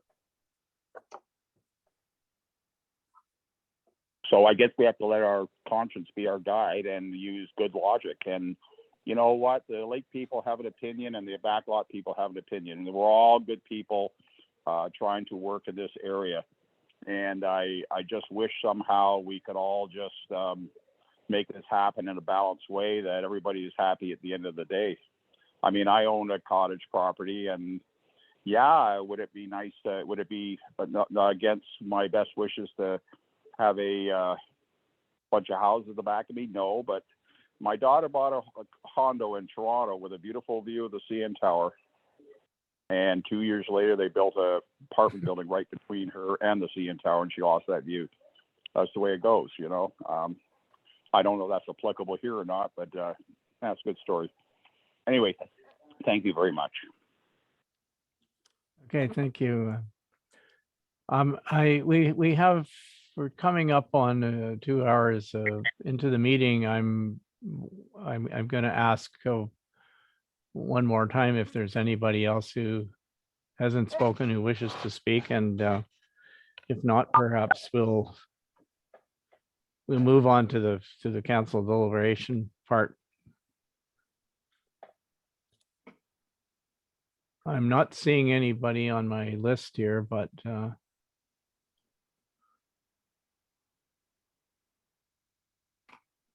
it's possible that somebody's on the phone trying to.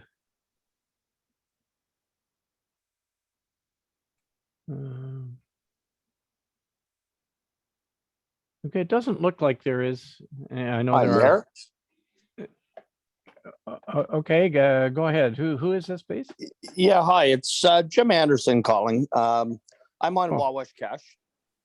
Yes, sir. And Go ahead. being a waterfront owner, I don't think there's any difference between myself and someone on a backlot. Everybody has properties from backlots to waterfront. Everybody should have access to water or to their properties. And, you know, so I don't think it's fair that there's two different applications between the two. I think they should be even and equal. So that's everybody's just talking about different things. I don't see the difference too. So that's it. Thank you. Thank you very much for your comment, Jim. Okay, anybody else before we move on to committee of the whole?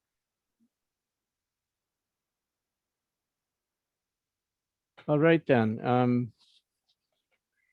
I want to thank everybody for your thoughtful comments and questions.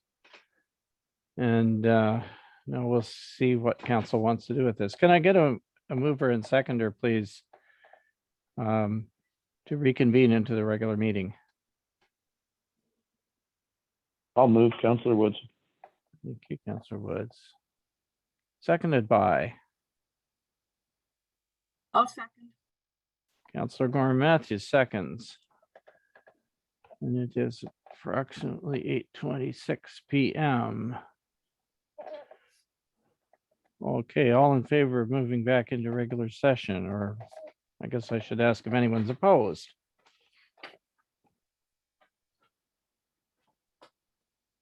All right, then, that brings us to matters arising. And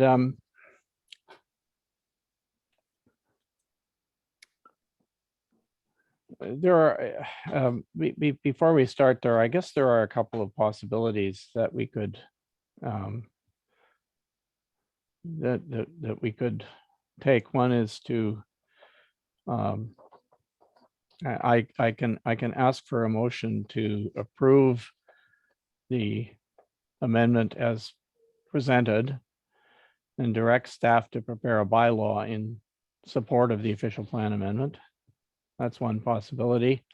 other possibility is to receive the report and defer the matter to a future council meeting, subject to further information and consultation. And I suppose that it really depends on you know, how close you feel we are to an acceptable solution. So is there a counselor who would like to move that we receive the report, approve the official plan, and direct staff to prepare a bylaw? I'll make that motion, Councillor Lamb. I'll second Right, Councillor Woods. All right, thank you, Councillor Woods. And, So that and is, you know, just in making the motion, I'm going to make the motion for discussion purposes because I think, you know, the word approve, you know, I've got some, obviously, I think all councillors will have some comments and perhaps some changes to what Mr. Jackson has put together, which I think is pretty good, by the way. So yeah, subject to whatever amendments or comments that people make. I don't think this is something that we defer to another meeting. This thing's been going on for, I think Councillor McEwen brought this up 3 or 4 years ago, if I'm not mistaken. So it's been hanging around for a long time. And you know, we've had umpteen comments, both sides of the street. And I think we need to make some sort of decision on this.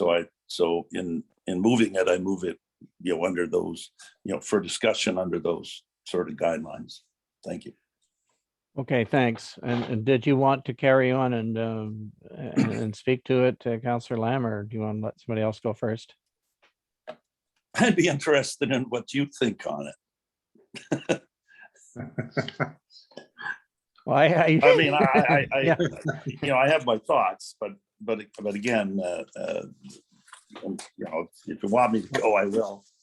Well, no, I was sort of holding off my comments until this part of the meeting, but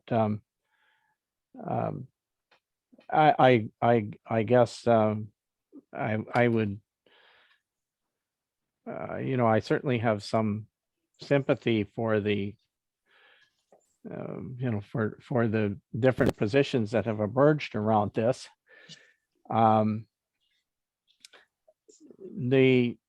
A couple of things that have occurred to me since we started talking about this is and someone asked the question, or in fact, I think a couple of people asked this question. They sort of says, well, what is fundamentally the difference between a waterfront property and a so-called backlot? And you know, I'm not sure I really like the term backlot all that much, but it sort of has a derogatory connotation. But we've heard from a number of different folks in the comments and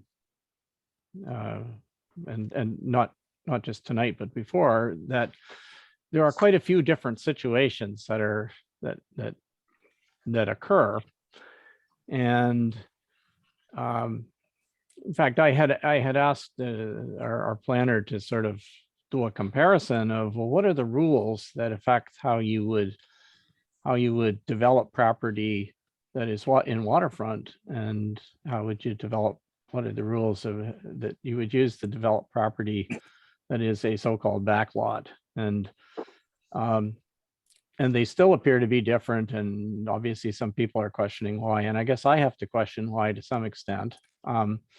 There are, of course, special considerations for waterfront that come into, you know, the placement of docks and various other things of this, and sight lines and interference with navigation and so on, that you don't have on land property. But I guess it's you know, it's a fundamental question. Is it once you have waterfront, is it reasonable to assume that nobody's going to build anything else on the land behind your road? And we have instances, in fact, where that land has belonged,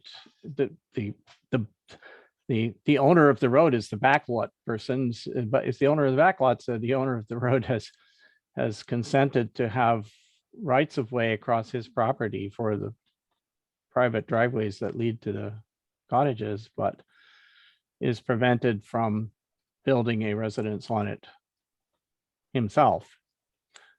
There seems to me to be an inherent unfairness about that.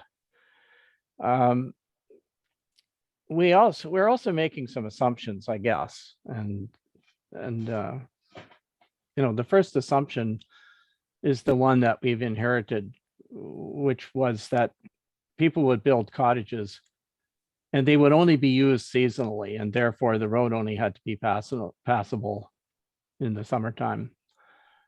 That has turned out not to be a valid assumption. Maybe it was back in the day, but it's not anymore. And I think it'll be less so as we go forward.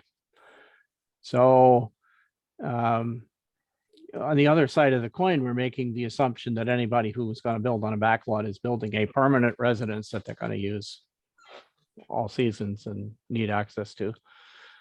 That's probably also not a good assumption, but going forward, Mr. Jackson stated, I think we have to look forward to how things are likely to unfold going forward. We do have in fact have an increased permanent population in Whitestone compared to a few years ago, as indicated by the census, and I think that trend's going to continue. So by the same token, I'm very concerned about things like protection of wetlands and not creating problems, and for not having development not create problems for existing landowners in the area. And so I think we have to have provisions quite like the ones that John has put in for us. And I would go even farther and say we probably have to change the way we look at development on private roads. And if you were at sort of 30,000 feet listening to this discussion tonight, you dropped in from another planet or something, you would probably assume that from the discussion that the problem is really not so much a problem of development of lots, but a problem of roads. And that's, I think, probably the most important point that I would make about this. We unfortunately have inherited a mess of roads, and we inherited it from previous development authorities, which started with the province for much of the certainly for the unorganized part of the territory, and then previous municipalities where people were just putting roads. We have a lot of forest roads in this municipality. We have roads that it's not clear who owns them. We have various situations as to sort of try and answer the question that Lynn Brennan raised. We certainly don't have a repository of agreements, formal agreements with respect to right-of-ways, and in a lot of cases, it would be hard to find them. And not only, I go back long enough. I go back to before the Wawashkish Road existed. It was a forest road. Shawanaga Lake Road, then it didn't exist. It was a forest road. Somebody's property for sure, but and what's happened is we've allowed these roads to be extended.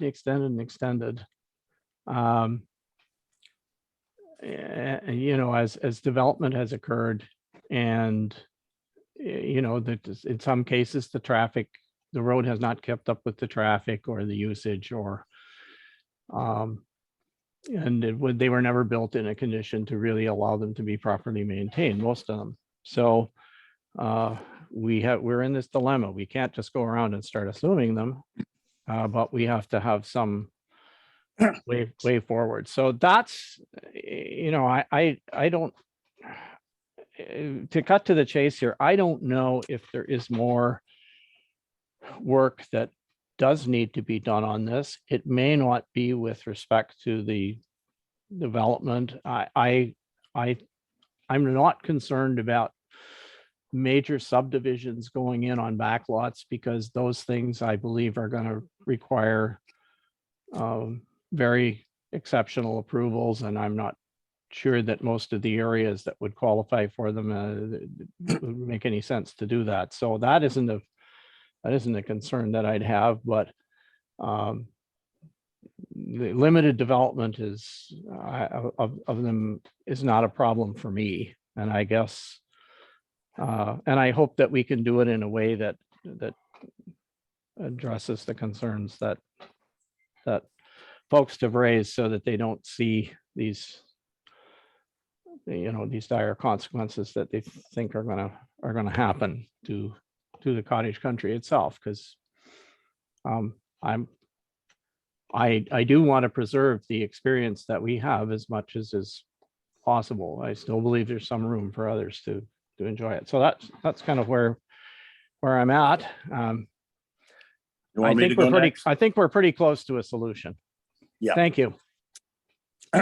You want me to go next? Go ahead, please. Yeah, thank you. This reminds me of 14 years ago or so, when I first got on council, or 15 years ago. And we had 250 people in the community center talking about Sunday hunting. And 125 of them were against it, and 125 of them were for it. And we debated it. We decided Sunday hunting was okay. And it kind of went away. And I haven't heard very many issues about Sunday hunting in the last 14 or 15 years. So people have to, I think, keep everything in perspective here. Here are kind of some of my observations and beliefs after listening to everyone with respect to both the trailer bylaw and backlot development. With respect to trailers on vacant lots, I support the 30 days in total. I support provisions to deal with wastewater from trailers.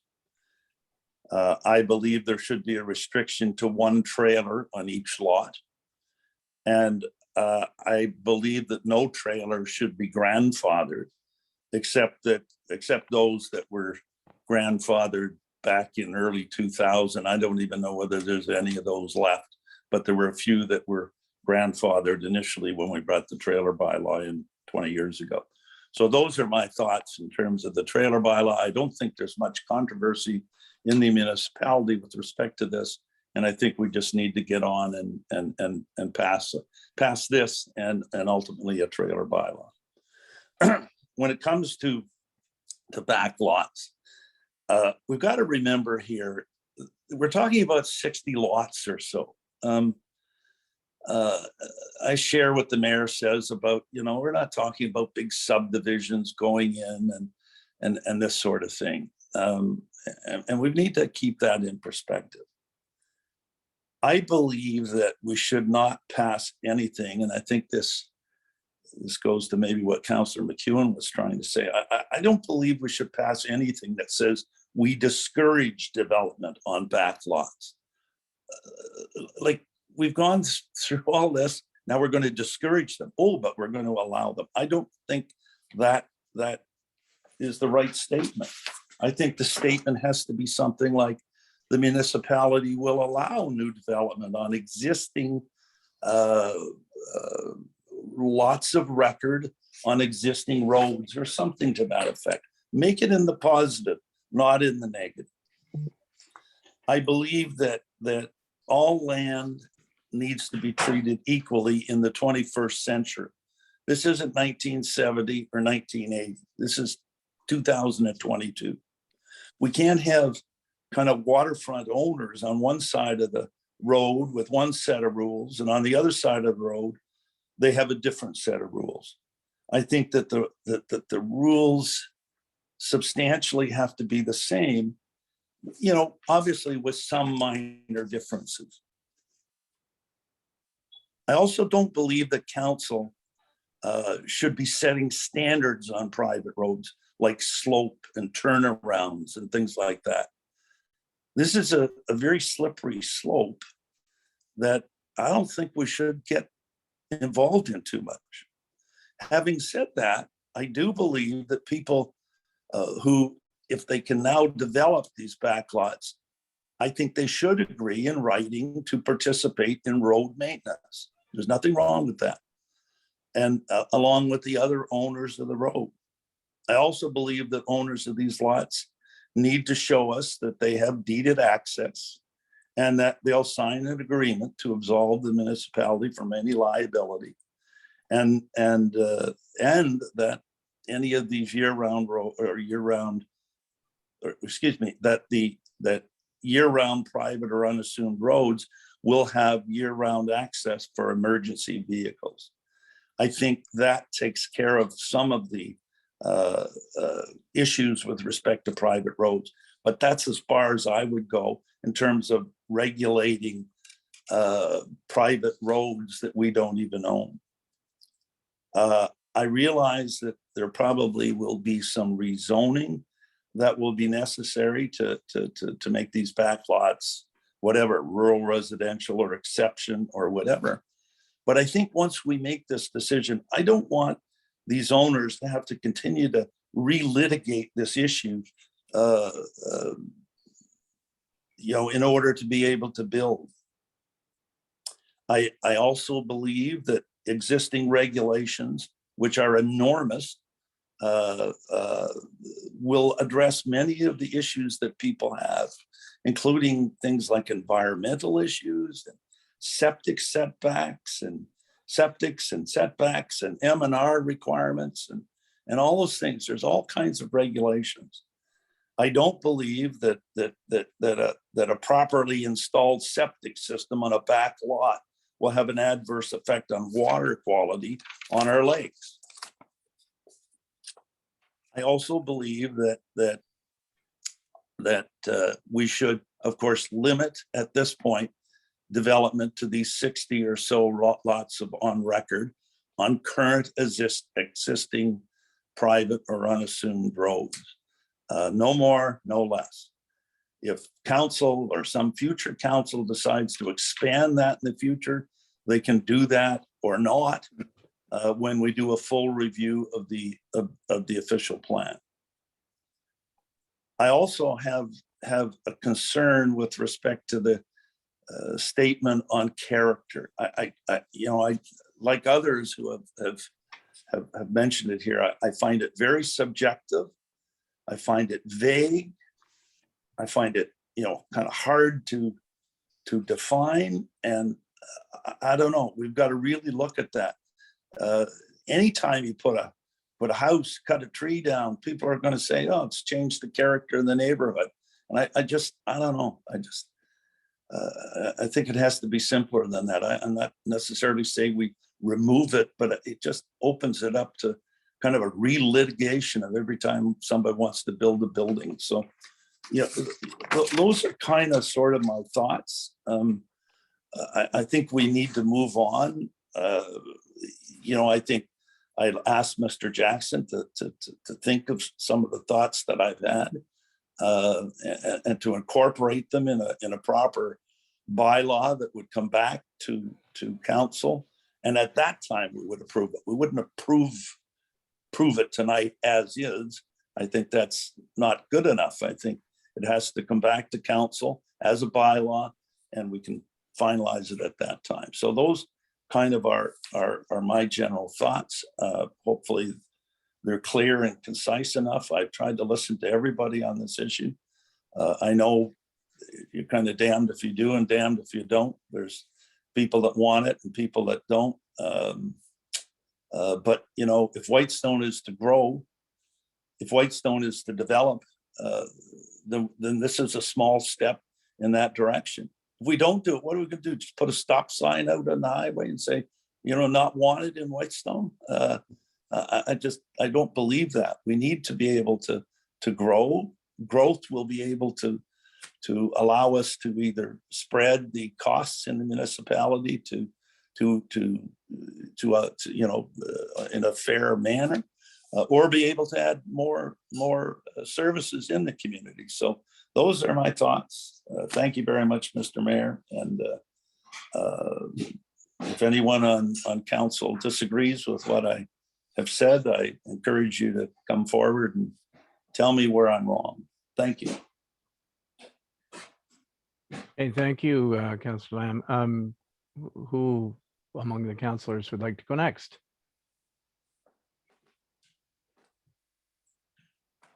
I'll go, Mr. Mayor. Thank you, Councillor Gorham Matthews. Yeah, so I think my comments are quite similar to Councillor Lamb's.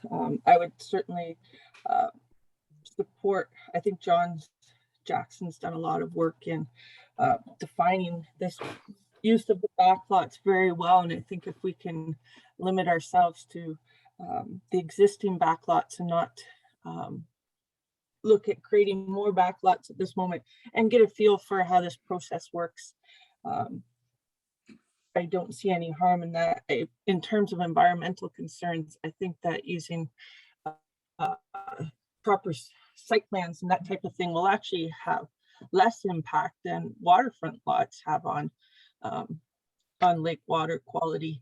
When we talk about runoff, if you look at the majority of waterfront lots, you know, we're seeing lots of manicured lawns and pathways straight down to the lake, and you know, there's no site plan controls in a lot of that in terms of water quality. So I think it's unfair to characterize the backlots as going to be a source of environmental concern. I think we have in our toolbox site plan control, and you know, in terms of the new septics and things, I don't see that as an issue.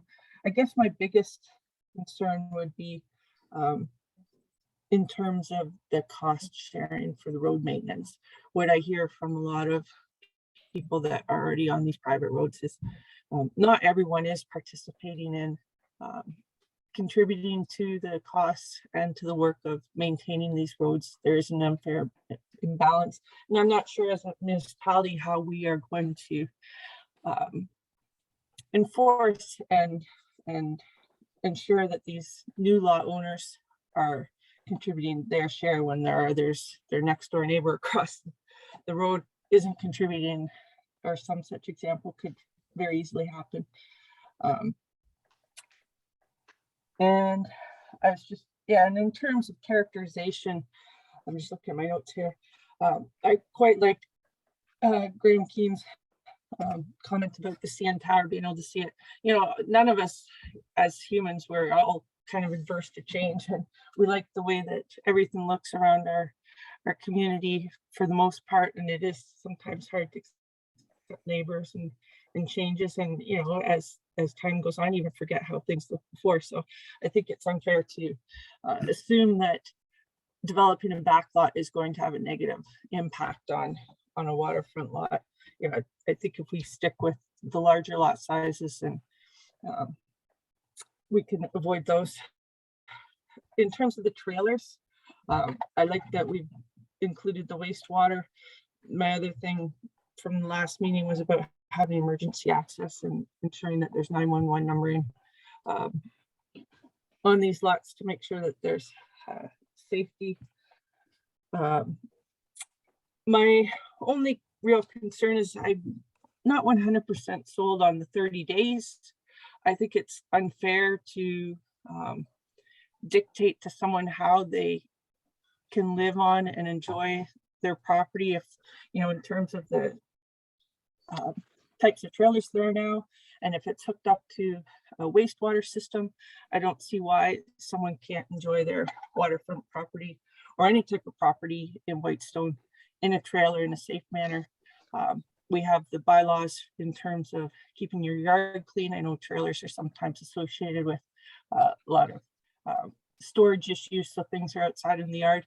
But, you know, to tell someone that they can only use their property for 30 days a year seems inherently unfair to me. I think there are ways that we should be allowing everyone to enjoy their property, and whether you can afford to build a $500,000 cottage, or you can afford to bring a $50,000 trailer in.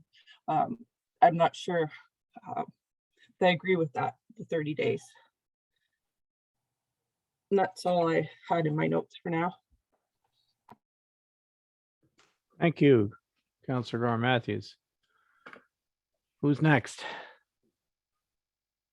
Councillor McEwen? Sure. Thanks, Mr. Mayor.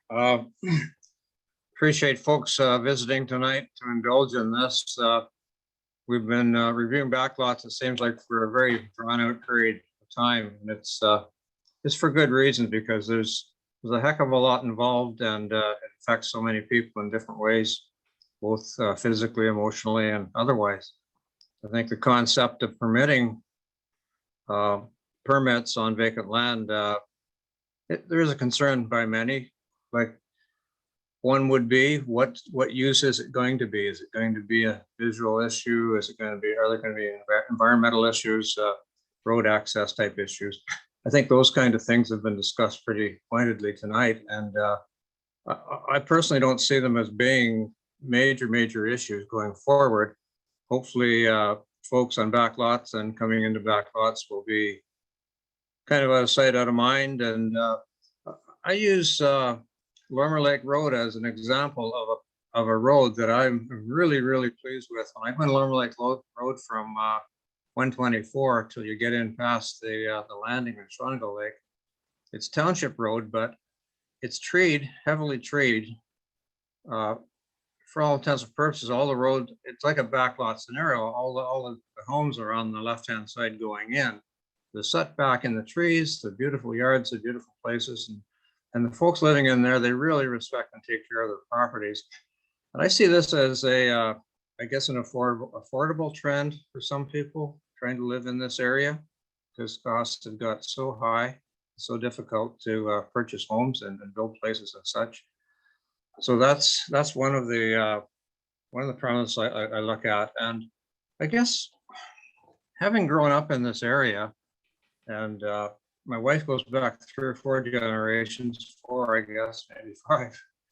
And the heritage aspect of it is very significant to those of us who've been here that long time. And then there are cottage folks and lake people who've been here for a couple of generations, nearly as long as the settlement type people.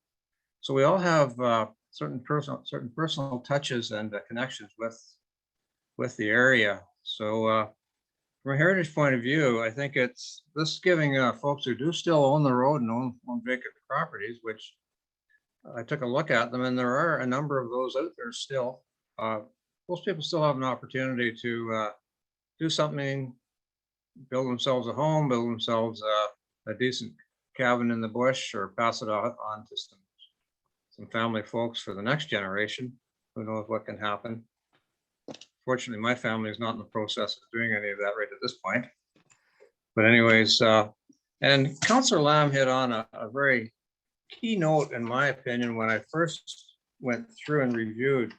One word I crossed out was under 9.06.6. The municipality discourages new development.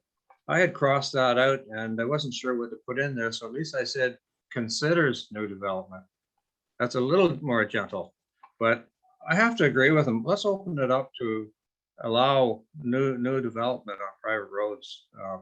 Let's be proactive on the thing and be more positive on it. Councillor Lamb, he scripted what I had been taking copious notes on pretty much all the way through. Thanks, Joe. So I won't rehash a whole lot of what you said there. When I made some notes on the trailer and use of vacant lots for trailers and tents and all that kind of thing, one comment I had made last time through was the 30-day number. And I tend to agree with Councillor Gar Matthews that the 30 days maybe is a little bit too limiting for people, especially if they put in gray water and the proper toiletries and septic systems and maybe a water system, and they start to develop their properties and still only use it for camping and vacant land uses. I know we talked about this, gosh, it seems like maybe 2 years ago now. I think we were kicking numbers around like 60 days versus 30 days of total occupancy in a given year. And that gives an opportunity to use more long weekends, multiples of 3 days times X number of days and whole weeks and such. It gives people more opportunity to use the property. So that's one that I would consider increasing a number of days. The other aspects around the trailers and such, I think we've been pretty well hit on, and I agree pretty much with what's been said so far. So I think that's basically it. We've had some phenomenal discussion and comments and answering from Mr. Jackson. Thank you to him. It was interesting when I looked at the number of roads that I'm personally familiar with, just kind of from Dunchurch South. But I think of Farley's Road, there's a backlot issue, Gibson's Bay Road, and go back to Devois Lake Trail or Devois Trail back in Whitestone. I remember there being issues there. Fairholme Lake Road, that's one that's come up numerous times through the Mallory family. Mr. Duda and Shawnigal Lake and a few other people back in that neck of the woods. There really is some opportunity and chance for these people to improve their lifestyles and develop their properties and set it up for the next generation and whatever else happens with the properties if they're given an opportunity to pursue backlot developments. So anyways, I think that's probably having said enough. The character, as I mentioned to Mr. Jackson at the outset, before we listened to all the folks on the line, I think that could use a little bit of a review, from a personal point of view at least. I think it lacks a little bit of fairness somehow. It's a difficult one to get your mind around. And then the road standards, I have to agree that I think staying out of the private road business as a municipality is very, very critical and important. If we get in at all, we're going to get in over our heads, and it's going to become a winding road that we probably can't straighten out very, very easy. So I think if we apply the same rules best as we can that the folks on the lakes live by. We have year-round residences and private roads all over the place now, and we're very fortunate to have the fire and rescue group of people with the equipment they have. Turnarounds aren't necessarily the thing. It might work in some locations. I think they're location specific as to what those road standards have to be. You may have to take a Terrijet or ATV or snowmobile or bring in a helicopter or something in certain locations, or depending on what the incident or accident might be or situation might be in there. But to start thinking of putting fire trucks in private roads, that's a real slippery slope.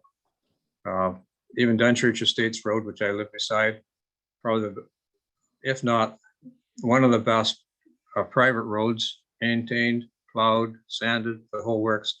It's got hills, it's got corners, even the turnaround at the very back and the end of Dunchurch Estates Road. We're really trying to see a full-fledged fire truck turnaround at the end of that road. So the road standards are a real tricky one to deal with, and I think we have to stay away from ownership and taking on private roads as best we can. So anyway, fairness was part of the name of the game here, and I think we've got a heck of a long ways. And I know it's emotional as being opposed to, and emotional as being in favor of. It meets a lot of people part way in different ways, and appreciate your time, folks, for weighing in tonight. Thank you. Hey, thank you, Councillor McEwen. Councillor Woods. Thanks, Mr. Mayor. First, I'd like to thank everybody that sent in all of their submissions through this whole process, because I know we have heard from a heck of a lot of people. That's a good thing in order to get everyone's opinions, whether they're for or against. The more information we can have as councillors on how the public feels is always a good thing. Well, I mean, I can pretty much agree with everything that council members have said. Not fully on every aspect, but I think we're all basically in the same realm. With a little bit of fine tuning, we could come up with something here to allow the development on the backlots.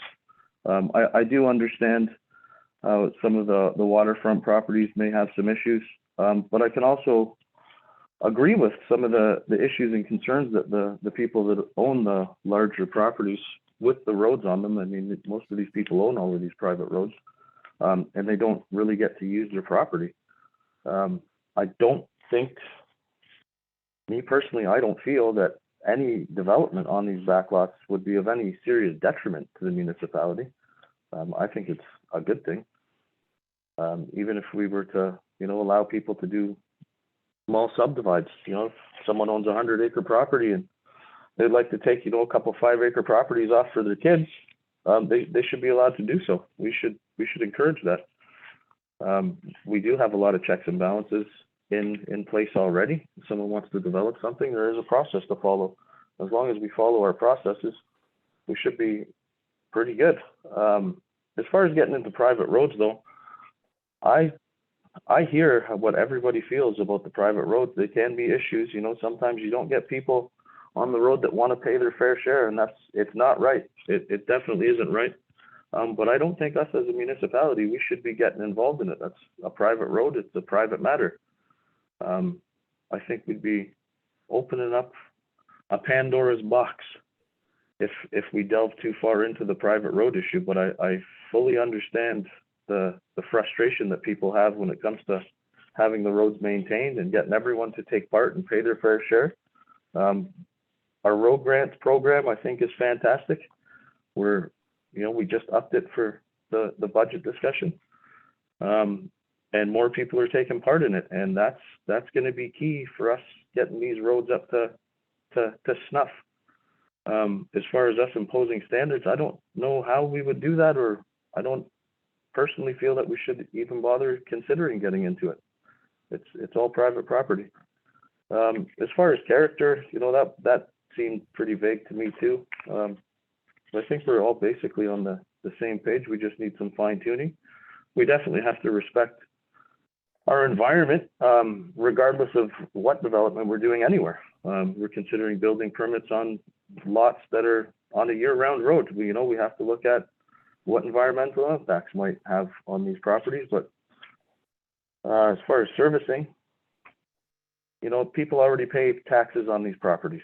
If they're to build a home on them, their impact assessment's going to go up. They're going to have to pay more taxes. That should take care of any serious servicing costs that we might incur. I don't think we'd incur much of anything. I'll leave it at that. I'd just like to once again thank everyone for taking the time to send the submissions in. It was interesting reading everyone's point of view on this. Thanks very much, Mr. Mayor.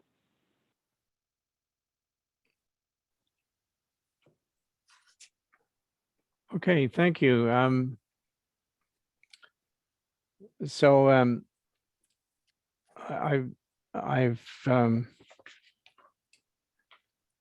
been taking notes in this through the last little part here, and there appear to be a couple of items that councillors would like to see addressed. Let me just read this list to you, and so I think there are 5 of them, maybe, or four of them. The first one was to rewrite that statement, which is right at the start of 9.06.6, that says the municipality discourages new development on private roads. And I heard a suggestion that sounded like it might say, instead of that, the municipality will consider new development on private roads in instances, involving non-waterfront lands that are accessed via a registered right of way. And then it goes on to say, council will consider such requests for development on said lands where it can be satisfied that the following criteria are appropriately regarded. So item 1 was to just change that first paragraph of 9.06.6. Second item of concern was item A in the list that follows, which is entitled character. And I'm not sure I have a suggestion off the top of my head as to how to rewrite that, but that one maybe needs a little better needs to be reworded.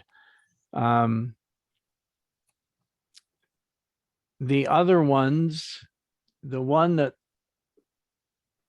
item D, road standards, my take on the comments is that councillors think that that one should come out. Mr. Mayor, Yes. if I may, what I suggest on D is leave the first line in. The standard of the road must be sufficient to accommodate vehicle traffic on a year-round basis, including emergency vehicles. I would take out the second line that says the determination of this standard will be established by the municipality. That's where we get into setting standards. So I don't mind the first paragraph, because I think everyone is saying, you've got to have a road that emergency vehicles can get down, right? So, but the whole thing can come out, I guess, if that's what you want. But I'm mostly concerned about the second line there. Okay, thank you for that comment. I guess my only, and I'm speaking personally again, but I think my only response to that would be to say that standard does not apply to the road, to many of the roads as they exist now that have seasonal users on them. Sorry, that many of the roads that are private roads that have year-round residents on them.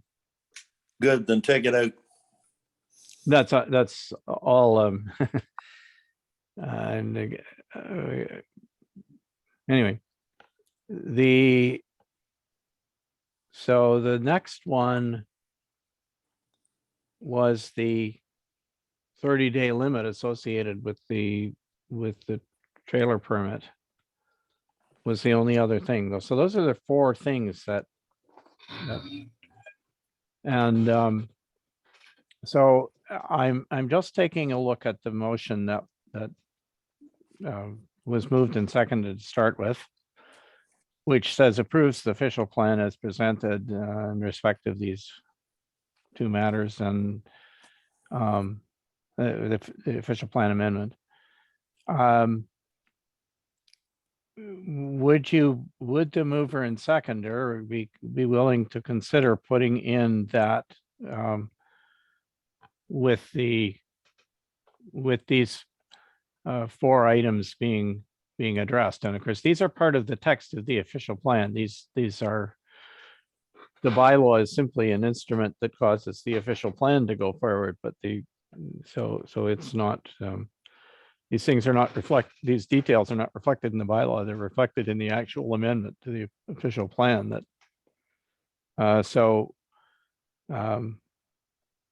would you be content to approve them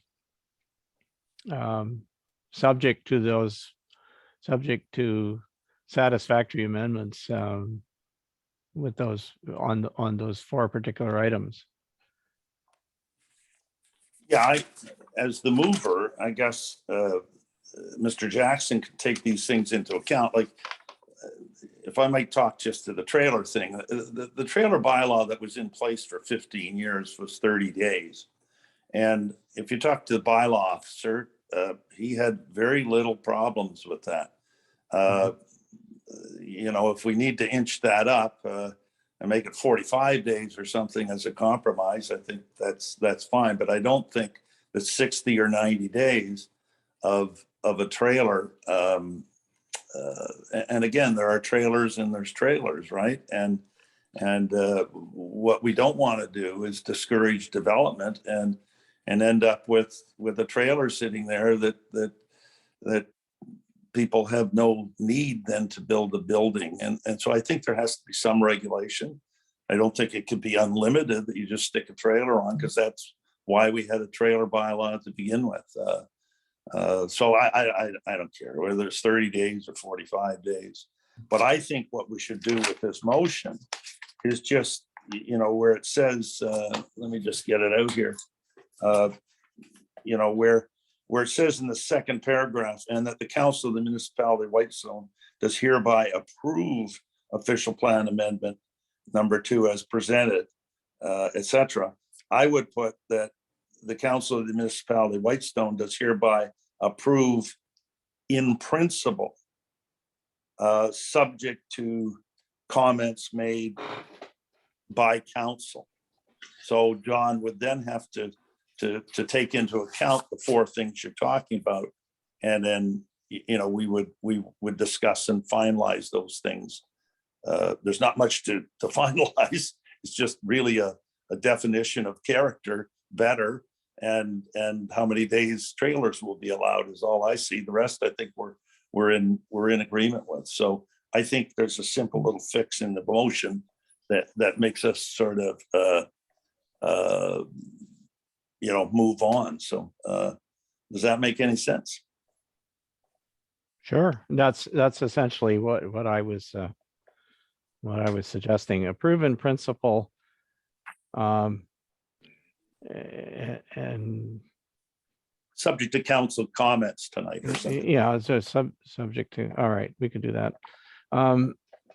Is the seconder okay with that? I'd be okay with that, Mr. Mayor. Councillor Woods? All right. Yeah. Mr. Mayor, just one comment, if I could.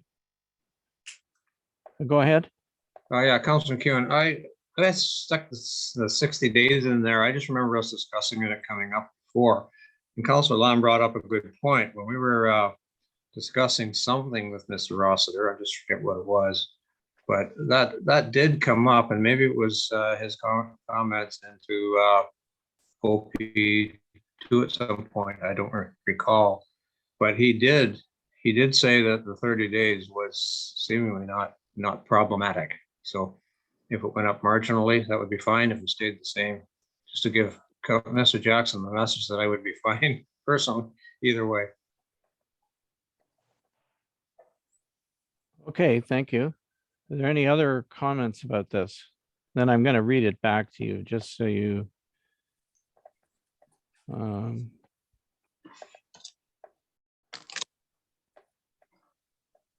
just trying to capture this on the order paper. Subject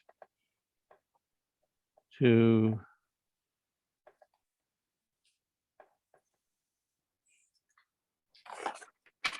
councilor comments regarding, and there are 4 items. All right, so I'm just going to read the motion again for the benefit of everybody, so we can have a vote. It's moved that the Council of the Municipality of Whitestone does hereby receive the report from John Jackson regarding official plan amendment number 2 dated January 31st, 2022.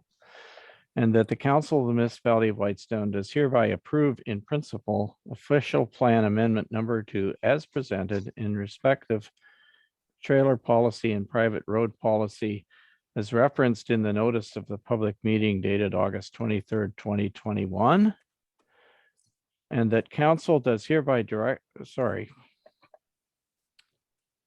I'm sorry. And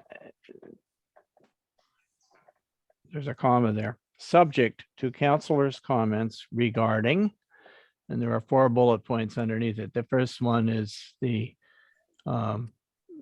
word discourage in the first paragraph of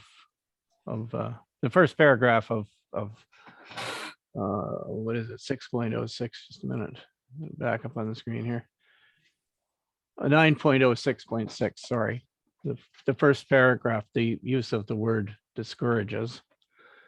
The second one was the definition of character, item A. The third one was the 30-day limit on trailers. And the last one was the road standards, item D. So those are the, since we're not, well, I don't know. I'm going to leave this here just because there is another and that related to the bylaw.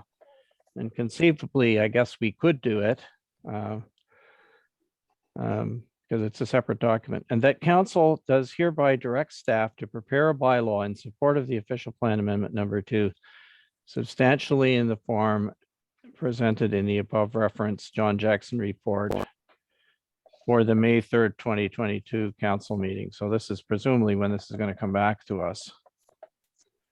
Mr. Mayor, Yes, at the end of that, I put including council comments or including whatever, right? you mean on the bylaw or? No, at the very, what you just read. At the very end of that sentence, would you not put including council comments? And, again, well, maybe it's not. I put the subject to councilor comments on the middle part, the part that's the fine. approved Thank in you. principle. Okay, that's fine. Thank you. Sorry. Yeah. I'm sorry, I should be able to type this up and show it to you, I guess, but it would take a bit of time. I'm just thinking, and Madam Clerk, if you want to weigh in here, if there's anything problematic about the timing of doing this, please let me know. Do you want to take out the date when the bylaw comes back?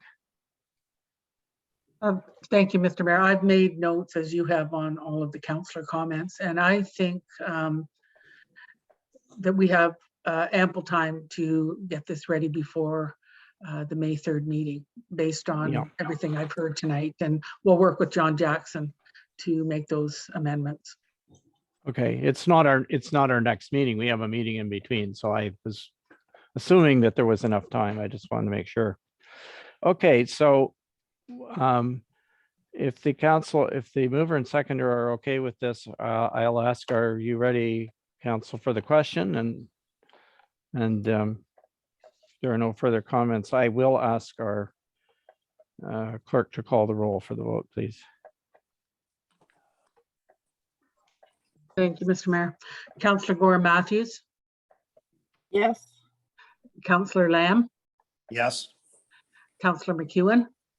Yes. Councillor Woods. Yes. Mayor Comrie. Yes. Thank you. That motion is carried. All right then. Thank you, everyone, for your hard work. That basically, I think, concludes our business. Let me just check here and see. Next item, confirming bylaw, confirmatory bylaw. Would someone move and second that, please? I'll move it, Councillor Lamb. Thank you. Seconded by. I'll second, Councillor McEwen. Thank you. Can I assume that no one is opposed to this bylaw? Thank you. And with that, I believe we can accept the motion to adjourn. I'll make the motion, Councillor Woods. Thank you, Councillor Woods. Seconded by I'll second. Councillor Gore Matthews, seconds. Now, therefore, be it resolved that this meeting be adjourned at 9:21 p.m.